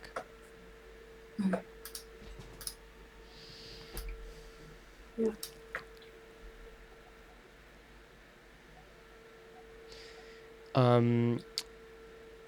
So do you have a process of like how far you're gonna go to try something new, or you know, how you know, if something gets stale, do you try to you know, try something else inside of the same thing? Does that make sense, the question? I guess it's like, you know, what is your process for being able to hit the deadline of a daily, but b also like not be stuck in something that you're making, or you know, not feel like you're doing the same thing twice? That's a really good question. I actually like just have like a base blank After Effects file with all of this like stuff, like the frame and stuff already ready to go, so I don't have to like do that again. And I think like starting from nothing is weirdly helpful. I mean, a lot of times it's like I'll see like a concert visual and I'll look at it like I want to figure out how to make that. So then I do, and it's like, okay, that was like I did it. I was like, okay, now but how do I make it weird? And then that's the version that will usually get uploaded. Like very Interesting. rarely do Once like it's weird, it's ready. yeah. No, because like I guess I realized like, oh, it was as simple as it was in my head, and then it's like, okay, like I did it. Now like taking it to the next level, because that's kind of what I see. What happens a lot when people watch tutorials, they just like watch the tutorial and then they just stop. They don't like necessarily take it and Right. like to the next level. Say that sometimes. But I think that like that's really important, and that's something you can't necessarily learn from a classroom or a tutorial. Like that's something you have to sort of like build inside Totally. yourself. Yeah, and it's subjective and personal, right? It's going to be different for each person. Yeah. Interesting. And like figuring out like your own like artistic voice. Yeah. Like for you, it's when it's weird, I guess. That's the Yeah. Yeah. It's a good indication. For me, it's like, are my eyes unfocusing, and am I feeling like I'm tripping? I think I'm in a good place. Ideally. Cool. All right, what's next? Okay. So this is how I would do particles. Oh, and this one was from 2016. I don't remember if I said that. But yeah, this one's from 2016. This one is from 2018, and I wrote this all down so I could remember. But yeah, so this is how I would do particles. So basically, when you're doing a particle loop, you need an equal amount of time for all of your particles to appear and then for all of them to disappear, and then you sandwich them on top of each other. And the biggest tip I have, whether you're using Particle World or you're using Travco Particular, is to then pre-comp those two halves on top of each other. That way, like, your loop is already set and you don't need to like duplicate and like start all over again. You could just go back to this original comp. Right. And so like if you wanted to adjust the colors to be whatever, like you don't have to like go back and forth and delete and then whatever. So like here, like, are you just playing one forward and one backward? Is that what that's going? It's everything appearing and then no, that I got, but the pre-comp where you're kind of creating the loop, What Oh is the yeah, actual mechanism? it's just it's this comp, and then you just That sandwich them on piece. top of each other. Yeah. But what do you mean by sandwich them? Like is like what is the yeah, like what is It's the what I don't know how to answer that. I'm sorry. It just makes sense No, in no, my no, head. you're fine. You're fine. Okay. Can you go back to that pre-comp for a second? Okay. What is happening here? Like we have just Here's the two of the same yeah, but it's pieces. They're oh offset. no no no no. Okay, so yeah, so one is all of the is like all of them appearing, and then the other half is then all of them disappearing. So they're Gotcha, happening at the gotcha, same time. gotcha. Gotcha, Yeah, gotcha, and gotcha, so gotcha. yeah, at the same time, it looks like they're They're moving just like always in. existing. Yeah. Interesting. So it is one playing backwards, one playing forward. I mean, not really, but Okay. it's the one of the, like the end and the beginning, I guess. Is a better way of Yeah. saying it. And then they meet in the middle, I guess. Yeah, kind of. Yeah. That's so cool. Yeah, that's a good way to do that. Yeah. I always with particles, if I was making a loop, I would always ping pong them. But Oh, this is nice. much better. But yeah. So like as I said earlier, like I couldn't figure out like I was able to get them to loop at 1 second using particle world, and so then I would Mm. just use time remapping and then just move the end frame to make it 2 seconds. Mm-hmm. um I don't know if this is the time to talk about um like the pain it was to like get GIFs to be the certain like file requirement size for Tumblr and like all of the other platforms. um but yeah, so oh my goodness. Or maybe we could do it later. I don't know. But Yeah, let's or bring I it could up do in it the now. second part. Whatever you want. Okay. um, but it's like once when like all of my loops were like a second, and a lot of them were very stroby, and me being an animator, like I really wanted everything to be like the movement, the animation was like everything to me. Like that's always first, like how everything moves. So like slowly over time is like okay, like so the other ones I think were just like a second or less, and the here it's like oh we finally have 2 seconds, like this is a miracle. um I'm so excited. And then eventually getting to now where like I can make a 6 second GIF loop is very exciting. You um made it. yeah, I did. So I don't so for here, go back on topic. um I used CC Collider a lot. um that was one of my favorite effects. um so I guess here's how it would look just like on its own. I didn't label anything, so I don't remember where anything is. Um, but yeah, so here it is, just as is. There's definitely still glows on it because I don't know where they are. Um, I guess they're right here. But yeah, so here they're all just moving. I duplicated it for whatever reason in a different color and um, put like a displacement map and then CC Collider, and then I made it a different color, and then I added a whole bunch of glows on it, and then I added optics compensation, which that's another like favorite of mine, where you could I think it's technically like supposed to use if you wanted to like fix um like lens distorted footage, like you could make it back to being flat, but if you don't care about any of that, you can make these like weird um like I don't Lens know, like distortions. yeah, or Super like cool. light speed Tron tunnels. Yeah. Yeah. I love that. It's crazy how like what the actual base thing is and what the result is. It's wild. Yeah. Yeah. Does it blow you away a little bit?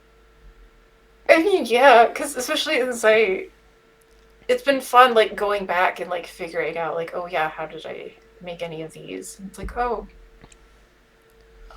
because I probably would still make something like this today. Right, right. But I Would you use a different technique, you think, if you did something like this today? Well, I'd use particular, definitely. Um, Okay. But to get those light streaks, you think you would use the same lens distortion kind of thing? um, it's a good question. Such an interesting way to get there. Like Yeah, that, and because again, there's I know I keep on saying this about you, but this is the separation of the, you know, the experienced high level from the junior is like you. I could go through 1,000 After Effects and find the one that works, but you did that already, and you know the one that's gonna make the thing look distorted like that. It's just so it's cool. just because the funny thing is, it's like there's 10 ways to do like the same thing. So Of like course. I like you run through them like all in your mind, and it's like which would be fastest? It's like I don't know, maybe this one, or like no, wait, Right. maybe that one. Right. Yeah. But I don't know even what this is displacing. What is this? Oh, okay. Okay, that's what it's doing. Okay, weird. It works, I guess. um, but I would probably use fast radial blur now, and then just like use this maybe, and then That's cool. also Red Giant has quantum. It Whoa. makes like a bunch of really cool things. And you can like you can also go into infinity. Um, And beyond, yeah. or just Oh, I don't know. If you wanted to, I guess. And then, um, oh, what happened? Oh, um, because I have too many glows on that. That's so it's panicking. But that's probably like how I would do it. Something like this. Um, as in like, no, wrong blur.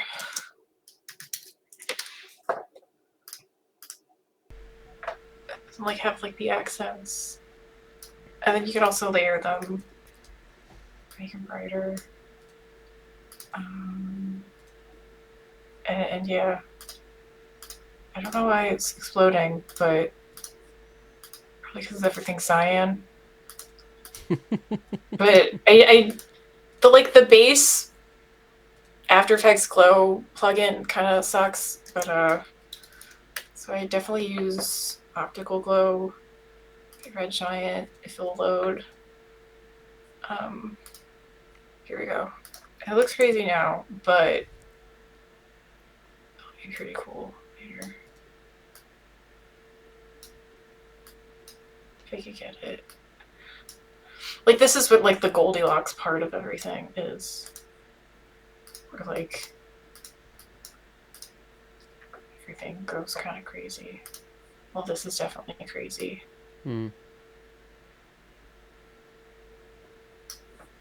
Super cool.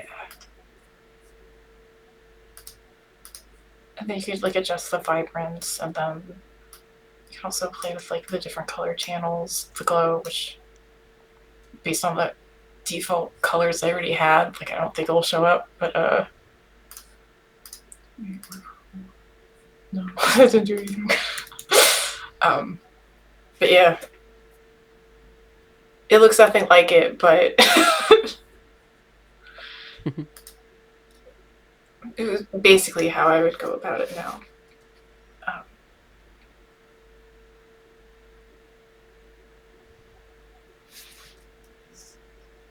Sick.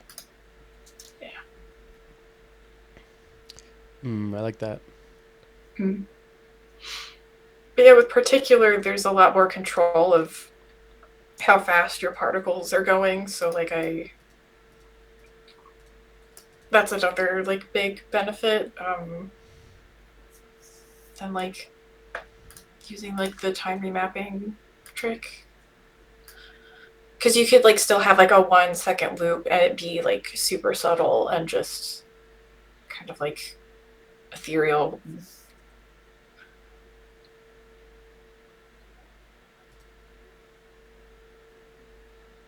Yeah, it's like It's to infinity and beyond, for sure. I would say, um, without a doubt. Mhm. Cool. I like to see. I love to see the, how you made it in the past and how you make it now. That's a really nice little insight. Mhm.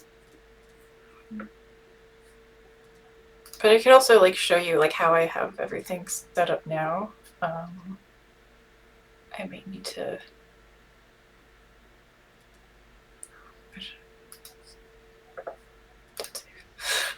So like here's my like base file um,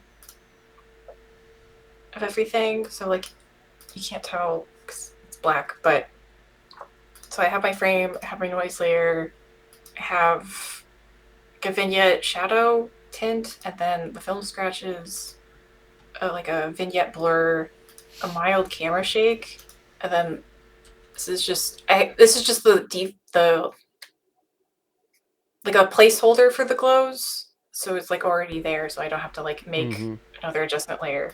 But Mm-hmm.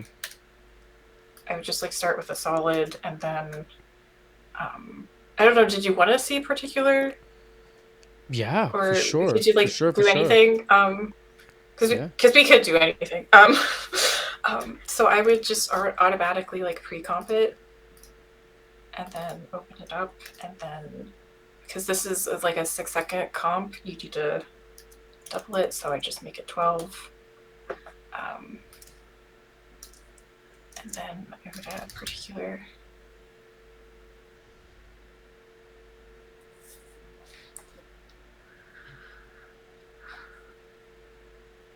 And I might need to clear my cache. Maybe that's why it's giving me problems. Okay. Let me clear my cache real quick. Okay. Clear it. Awesome. Okay, so Clear that then cache. so I basically like live in the designer. Mm-hmm. Just I think it's like the best way to like visualize everything. Because you Mm-hmm. can like just go and like go through and like animate it all here. But that would drive me insane. Mm. Because I like to be able to like see everything. So for the life seconds, I'll just make it 6, and then opacity, do the bell curve. And I love the glow spheres for the particles. And then actually like velocity random, kind of go crazy. And then because you asked about colors earlier, Yeah. and honestly, um, I'll do random from gradient and then hit the random button a bunch of times until I find something that I like.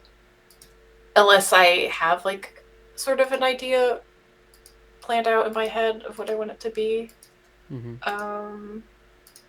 So that looks good. Yeah. And then you could also like add some noise to it, and then affect the opacity and like affect the size and like make them glitter. You could also like make them stroke from parent. So you can make like these weird like wavy lines and then make them the same color as them. That's good. But yeah, so then when you're like happy with this, then you just hit apply. And then to get it to loop, I don't think I showed you the other example. I apologize. But you do have to like put your keyframes in a different place. Like Mm-hmm. I would have for particle world, I would have like the start keyframe here, and then the end keyframe, like so it'd be like 100 here and then 0 here, and then it would do everything you would need it to. With Mm-hmm. particular, you have to have the starting keyframe at the very beginning, and then wherever you want your loop endpoint to be. Mm-hmm. Um, so then you would make this 0, and you'd also need to. It's called toggle hold keyframe, Mm-hmm. and I hope I could explain this well.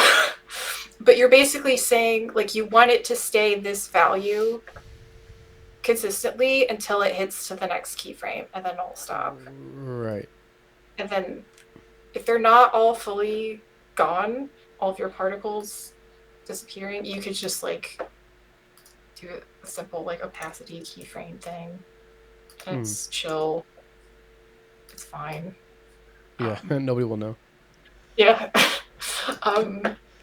Do it all the time. So then I would duplicate it and slide everything over.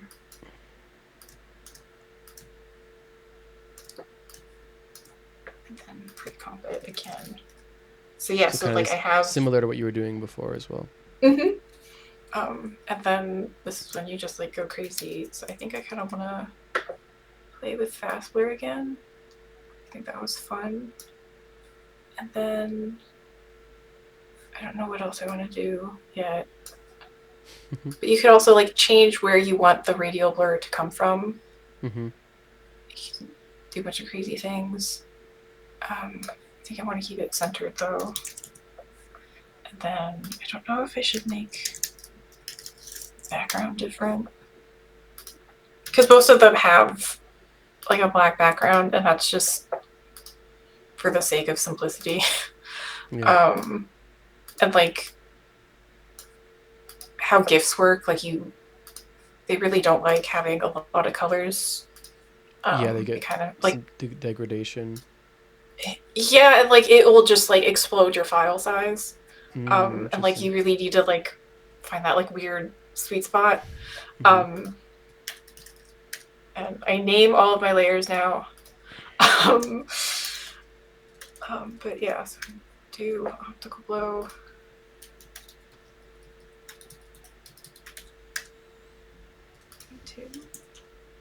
Too much. Not enough. That might be too much. But yeah, like you could also like change the color of the glow and like create these different like moods just with that alone. And then I love making the particles the reference for prism displacement, because you could do a lot of like really cool things, like pre-mult everything, make everything look kind of ooh, okay, that's cool. And like to be like at this point, I'd be like, oh yeah, that's done.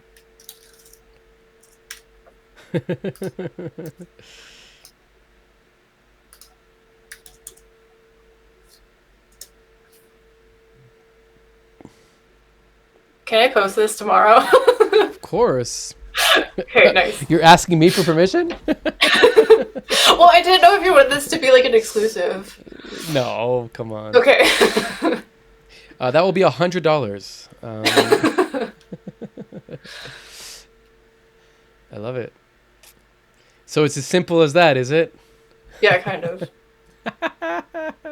It's like the classic, Picasso. How does it? The thing that Picasso's like in the you see Picasso in the cafe, and you're like, can you draw me? Can you draw like a thing of me? And he like just spends like 3 seconds and draws it, hands it to you. He's like, yeah, that's $30,000. Like, but you only spent 3 seconds. Like, well, I spent my whole life studying the thing. Yeah, it's classic. I totally butchered that analogy, and I'm gonna keep myself out of there. No, okay. So this is the reason why I don't use rendered softwares anymore. The never-ending waiting. I mean, I guess you're lucky. You're only in like 6-second increments, but I just I had enough of it in 3D world. Yeah. Oh yeah. Like I feel like I can't ever complain about render times. No, you definitely because can't. like this is what I'm mainly working with. Yeah. Yeah. For sure. I'm sure when you have like the Tau and those kind of plugins, it must add a little bit more time to it. But I forgot how they're built. I think they use the GPU or something or whatever it's called. Yeah, they're GPU bound for sure. Yeah. But there's definitely like some effects that are a lot more expensive than others. Like even some of the like base Mm. After Effects ones. Ooh, that looks really nice, Erica. Nice one. Yeah. Love it. Yeah, but It's like since the ethereal. oh what? Oh yeah. But since like the base color I used is turquoise, like making it a GIF will hate me. Because for whatever reason, like GIFs hate the color turquoise. Like they get Really? like Why is yeah, that? like it's I have no idea, but they're like it really like balloons your file size. Interesting. So I'll save this before I forget. um, I don't know what to call it. The visual cast. Okay, yeah, totally. Perfect. Nice. Awesome. Was there anything else you wanted to show us? Oh yeah, I guess I could show how to make GIFs in Photoshop, Yeah, which sure. Let's do it. is pretty simple. But so there is on auscripts.com there is a plugin for After Effects called GIF Gun, and I do recommend that. It's really great, like when you're you just like need to really quickly like show a client like how something's moving. Mm-hmm.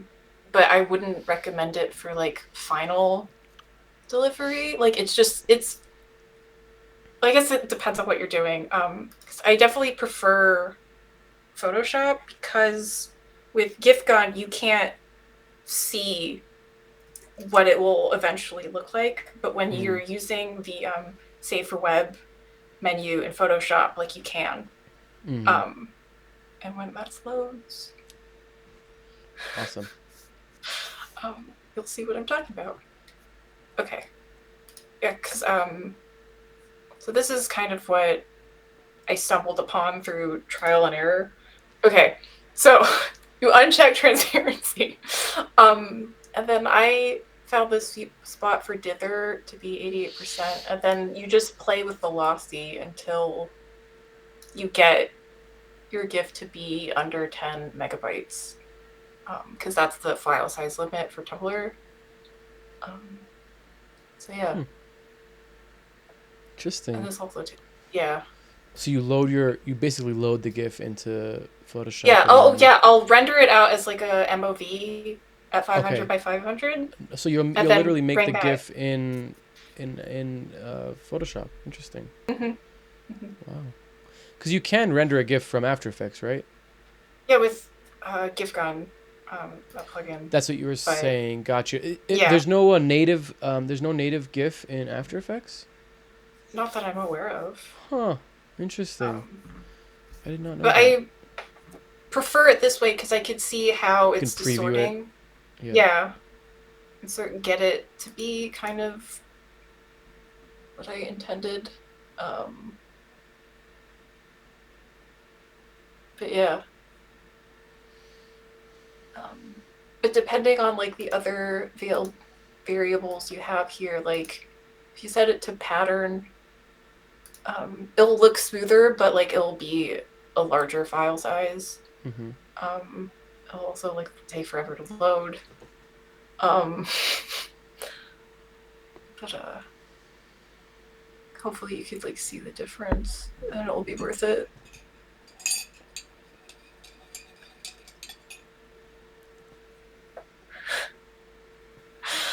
Okay, maybe not because it's taking forever. We can do some magic editing.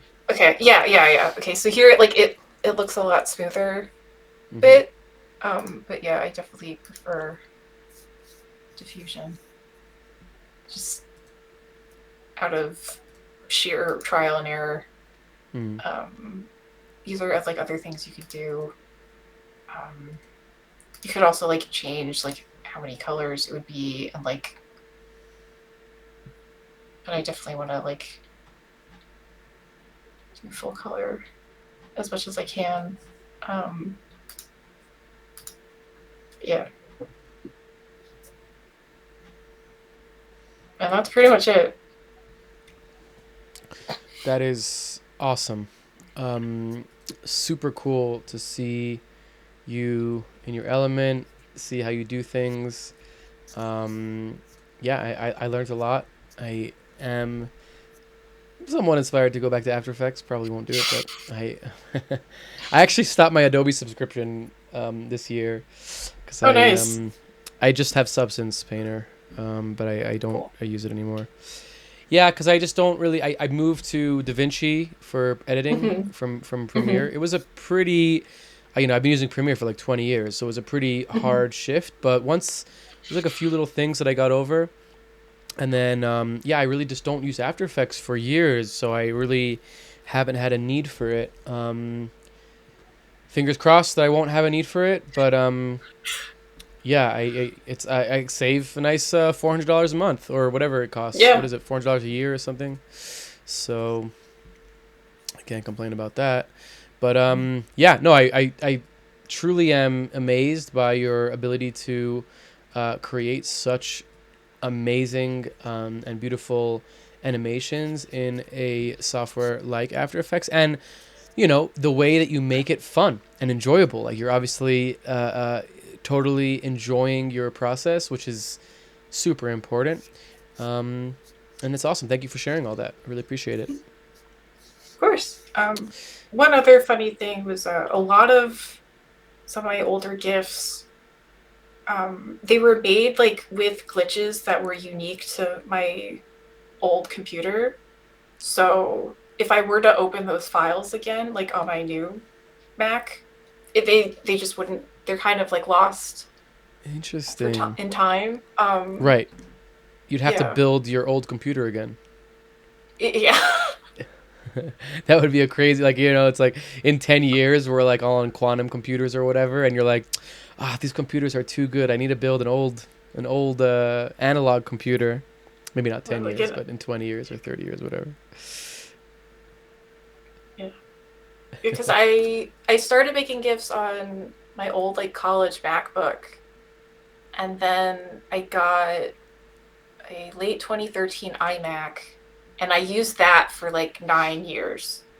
And then in 2023, I got the Mac Studio that I have now.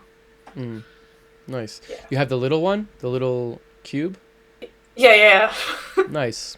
It's a nice one. It's like the Hmm. the M4 chip or M4 Pro or something like this, right? Hmm. Nice. Yeah.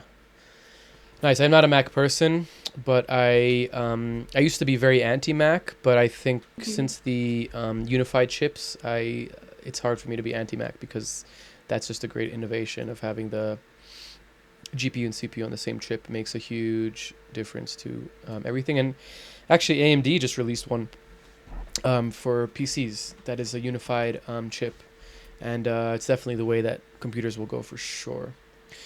Nice. Um, Awesome. I wanted to, we're getting into our esoteric conversation. Hmm. I would like to start just quickly. You mention the importance of movement and timing in animation, and I'd just love to hear your opinion on that and what that means to you.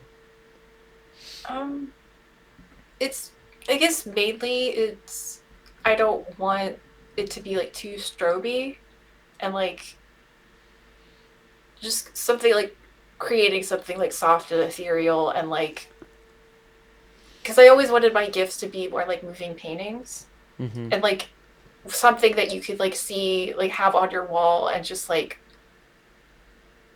not be like overwhelmed by it, like if it was like in your living room or whatever. I mean, granted, like I make a lot of like weird things that probably wouldn't fit the vibe of like a living room or whatever, but um just like trying to create like something calming. And it's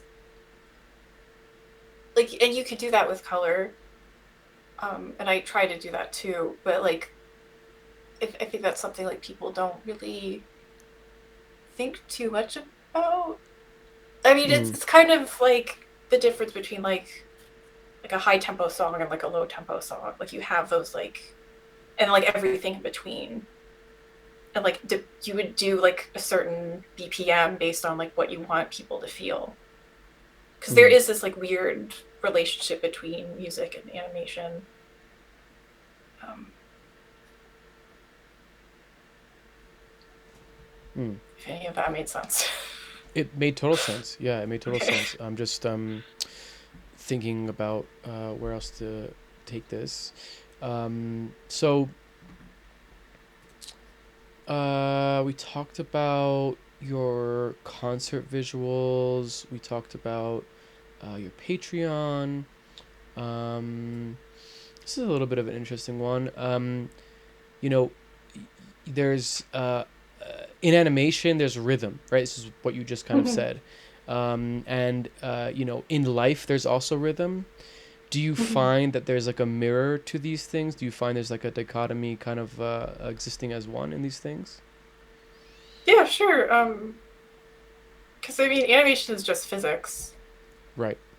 Like the first like project you do is like a rubber ball bounce, like a ping pong ball, and then a bowling ball bounce, and like those all will move like completely differently. They all have completely different weights. Um, you would tackle them like completely differently.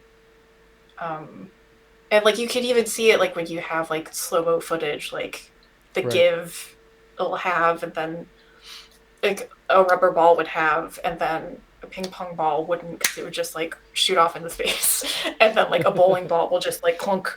Um, I love simulations, and that's kind of like a lot of my visuals, and kind of the way that I like to do things is through like, physical body simulations, and rigid body simulations, and fluid simulations. And I often find myself looking at a river, or looking at, items in the world, objects in the world, and kind of like being inspired, maybe is not the right like term, but like, but looking at them and being like, oh, I kind of get it. Right? Like, I don't understand the science or math behind it, but I understand like the different relationships between the vorticity and the surface tension, and if a surface is rough or smooth, how that's going to affect the bounce of something. And it kind of enriches my experience, in like the world. Um, do you have this as well? Like, do you feel this, like, when you look at something bouncing or something moving? Do you kind of envision like the onion slicing of it, and like think about how it's gonna how it works per se, or how you can emulate it per se? I did before. I don't know if I still do that now. Mm. Um, because also like at art school, like when you take drawing one is like one of your first classes, and then you learn like, oh, everything is just basically boxes, like in smaller boxes, and then you have like and how like you create curves and everything to like make everything realistic. You kind of then like see everything as like boxes. It's like, oh, that's how the angles would be, the perspective lines and whatever. And then we all move in arcs. Like just like watching like animals move, like how their heads will go back and forth, and then like everything is like an arc. Mm. But since like I've been mostly just like an abstract animator, I don't think about it as much. Mm-hmm. But Okay, well, if do I like you see something, then I'm like, oh yeah, that's cool. Like how, like the gold ratio of like something. Like, oh neat. for sure. Yeah, for Yeah. sure. I mean, nature is so fascinating when you understand. And when I say understanding, I don't mean that I understand it on a scientific level. I mean in like more of a conceptual level of, like you said, like the golden ratio, or like, pi, or some sort of Fibonacci kind of like pattern, or just like the simple things of like iteration, right? Like every pine cone has the same amount of petals, and the way that a branch branches out, and different, you know there's like different variables of when a branch is going to branch out and break a branch, and the kind of the L system of nature. um, Speaking of that, speaking of the abstract, do you look at like what lies in the depths of math and noise, and think about why there's beauty in chaos? I mean, I don't think I think about math at all. Uh, but that is a really interesting question that I don't really know how to answer. Hmm. Um, because like I've kind of described my creative process of like I just want to mix all the colors together and then like light it on fire just to see what would happen.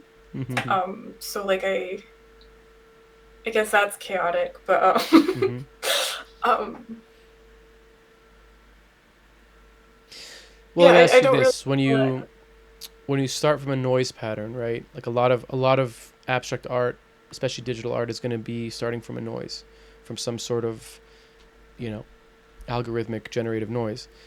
That's based on like math that is derived from nature, whether it's, Brownian noise or um, Perlin noise. These are all like uh, measurements of wave patterns, or measurements of a Brownian is like the particles, the way they move around in the air, the density and everything. And I don't understand the math either, but I do realize that they come from nature. And then, when I look at a field that's blowing in the wind, you see a Perlin noise. You know what I mean? Or like whatever, some sort of idea of beauty inside of this seemingly chaotic thing. And when you work with noise patterns digitally all the time, you not only do you realize, but it's very clear that they're beautiful, because even though they're random seemingly, and they're, you know black and white per se, or like, whatever, like a 0 to 1 value of like black and white or other colors, whatever, there's something innately beautiful in them. And I'm spiritual, so I take it to like a place of some sort of divinity. I don't really think that it's necessarily a design or anything like that. I don't really think that that matters. I think it's more of like just the beautiful nature of reality, and how chicken or the egg. Like, do we perceive it as beautiful and therefore it is, or is it beautiful and therefore we perceive it? Like, what is the mechanism there? Um, but yeah, does that ever like hit you when you're making something and you're like kind of focused on a displacement or a pattern, and you're, or you're like, you do a lot of caustics, you do a lot of these kind of like Mhm. shimmering caustics. Do you ever look at caustics in the world and kind of think about why it's so beautiful to us, or like what is that thing that creates that feeling? I think it's more of just like wanting to be in that moment with it. Mm. Mm. That sounds like so trippy. No, it's great. But like, because when I'm in After Effects, I'm just thinking about After Effects, Mm. um, and like whatever like inspirations are in my head at the time, if there are Mm. any.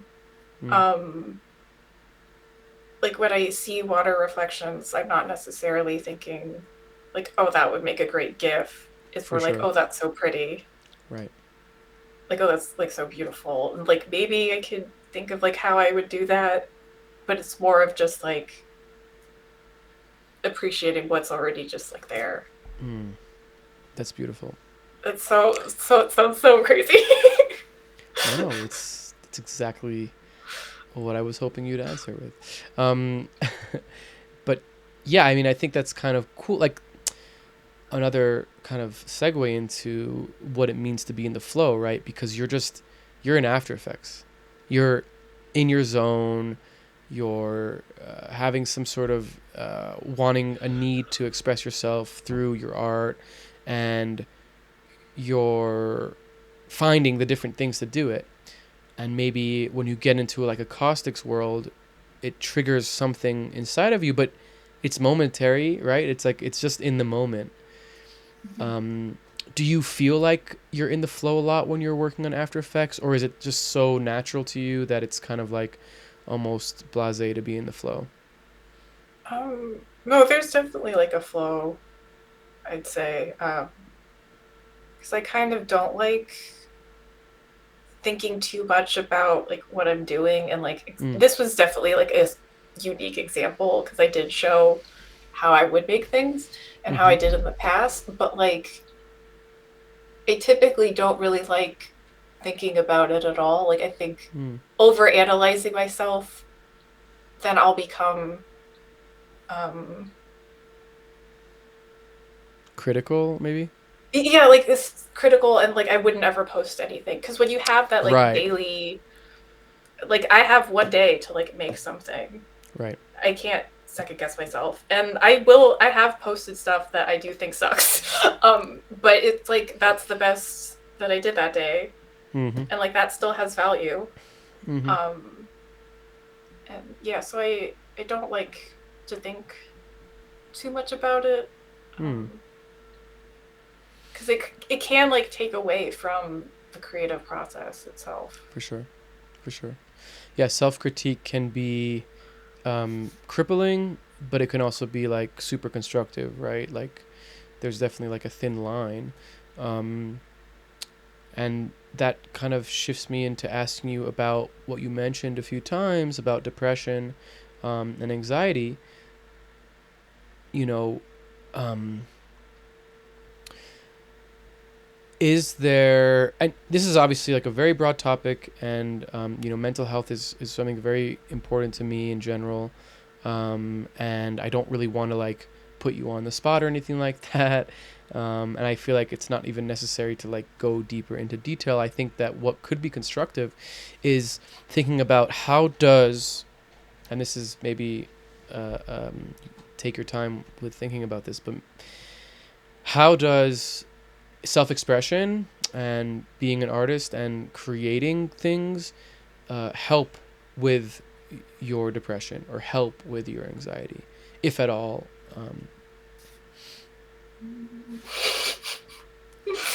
um I'm just debating in my head of whether I should say it publicly. Um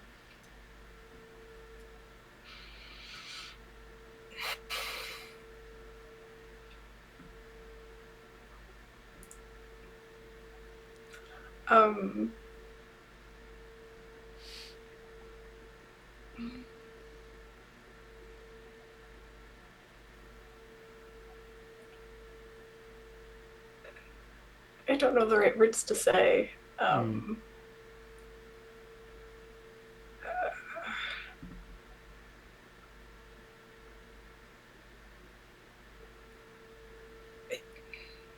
I guess purpose. Because there was definitely like a period of time where I didn't really have a reason to get out of bed in the morning. mm, And so just like making some, like a silly little GIF every day kind of like helped with that. mm. Interesting. So in a very broad sense, it's something that helped you. Mm, Hmm. yeah. Gave you Or purpose. like, yeah, like grounded in Mm, something. yeah, that's beautiful. Yeah, it's such a broad topic. It's such a personal thing. I don't.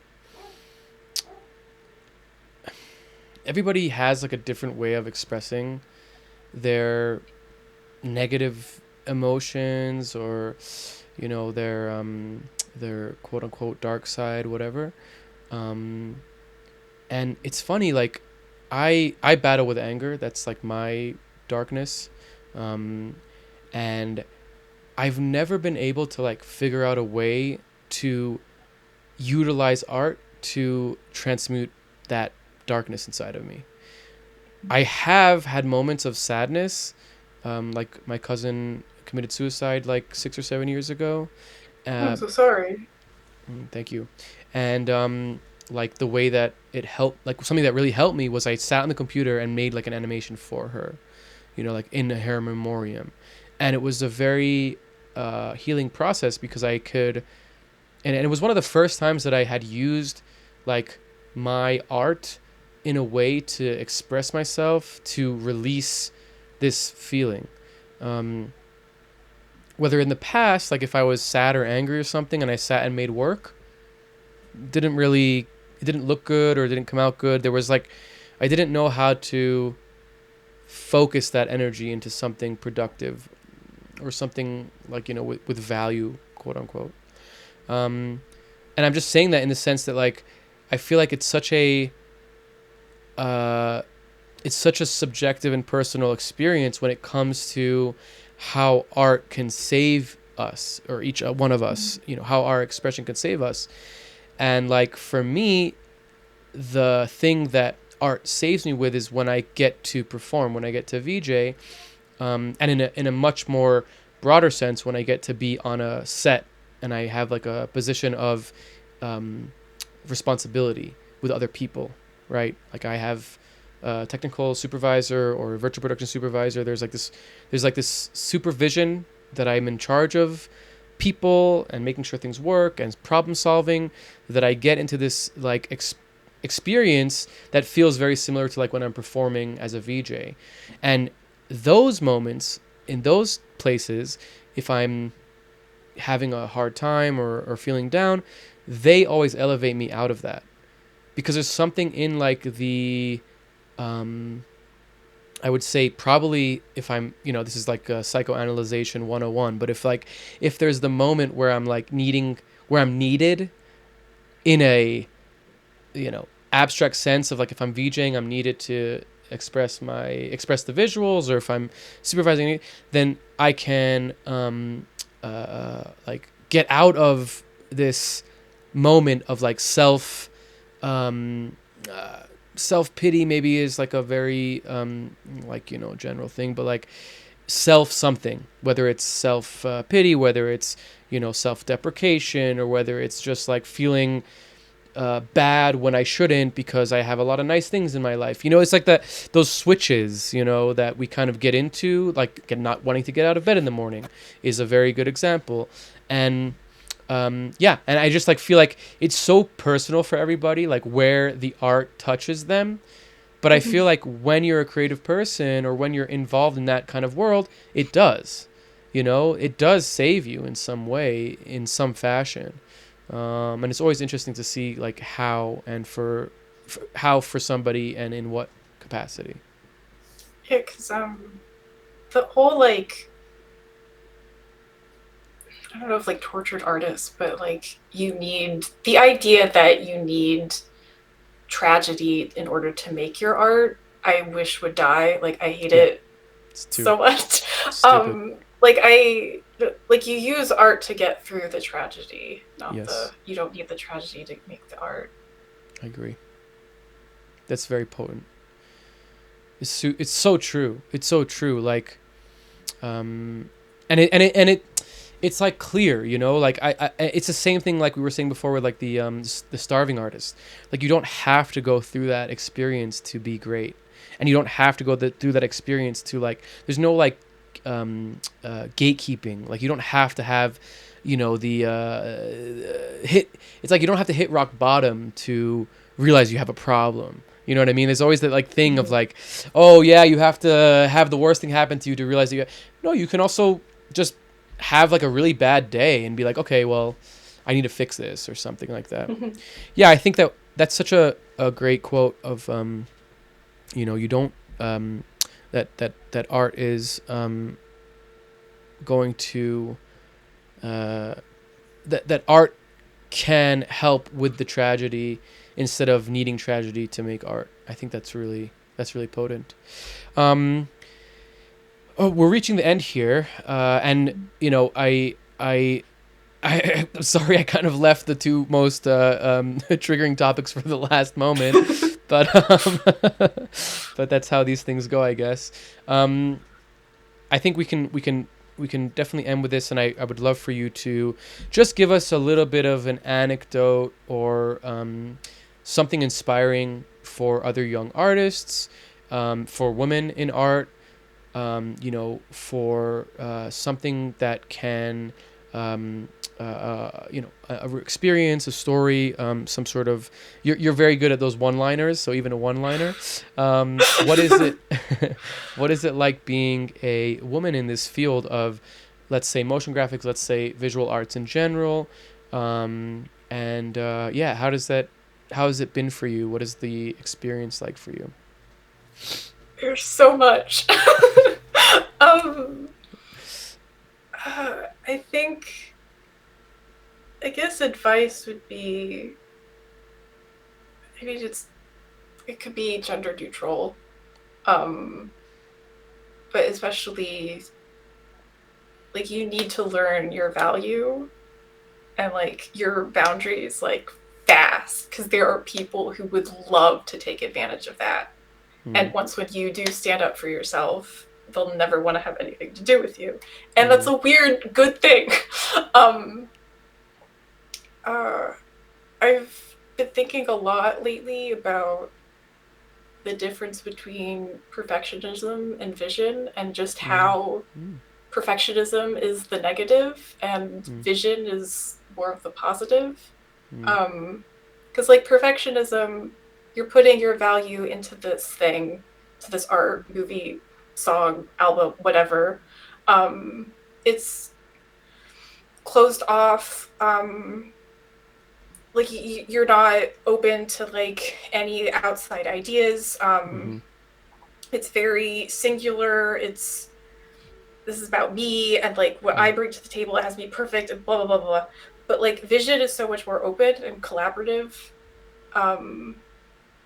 and you are open to ideas and you want to work with people. And if something doesn't work, it doesn't work, and that's okay. And then you can try again tomorrow or whatever. Because people like to describe Daft Punk as perfectionists, and I personally wouldn't describe them that way. Especially like when you watch like the memory tapes documentaries series that they have on YouTube of like how they made random access memories.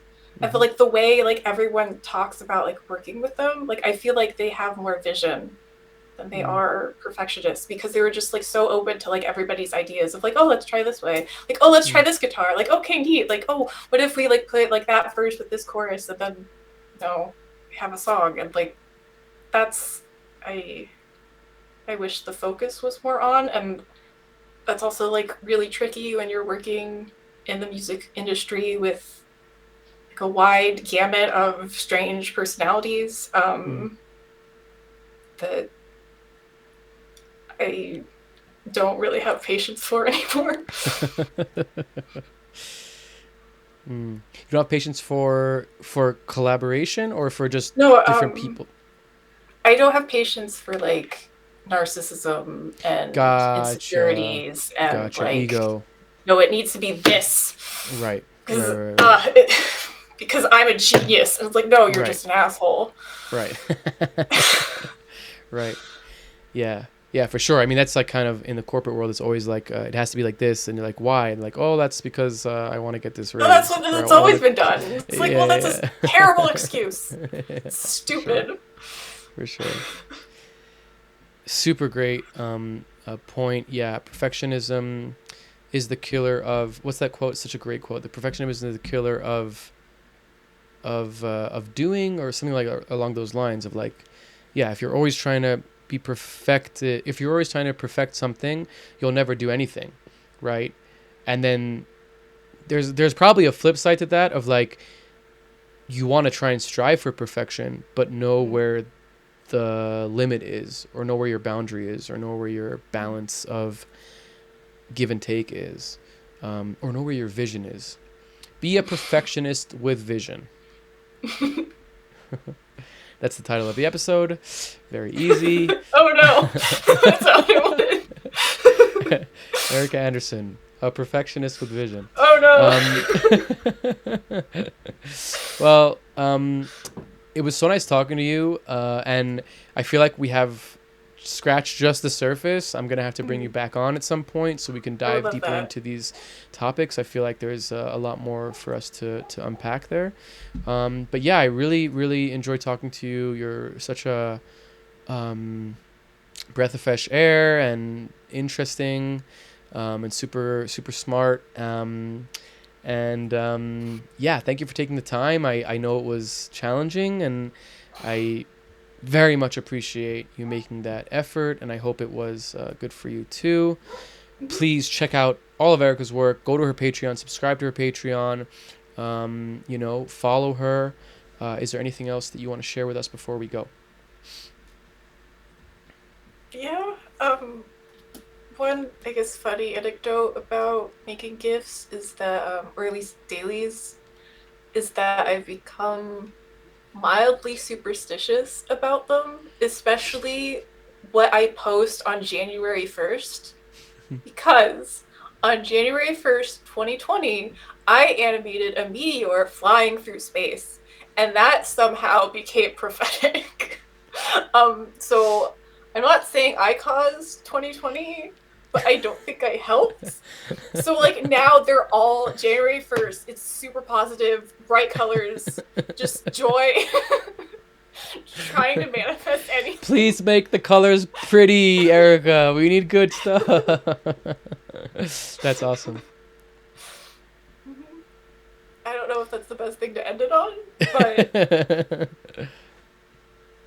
it's the truth. So watch out January 1st. Yeah. Check out Erica's post on January 1st. Yeah, because December 31st, 2020, I animated this like this death of a planet just like eroding, and then January 1st was like a planet being reborn, basically. 2021. Nice. Yeah. Nice. Well, here's to a good continuation of 2025. So far, it's been a little bit rocky, but hopefully it will continue to get better and better. And again, thank you, Erica, for coming on. Thank you for having me. Wow, what an episode. Thank you so much for watching. Thank you to Manda Smash for the intro and outro music. Thank you to Sophie Holder for the amazing internship helping us with all the episodes. And thank you to the guests for coming on and spending time with us. See you next week.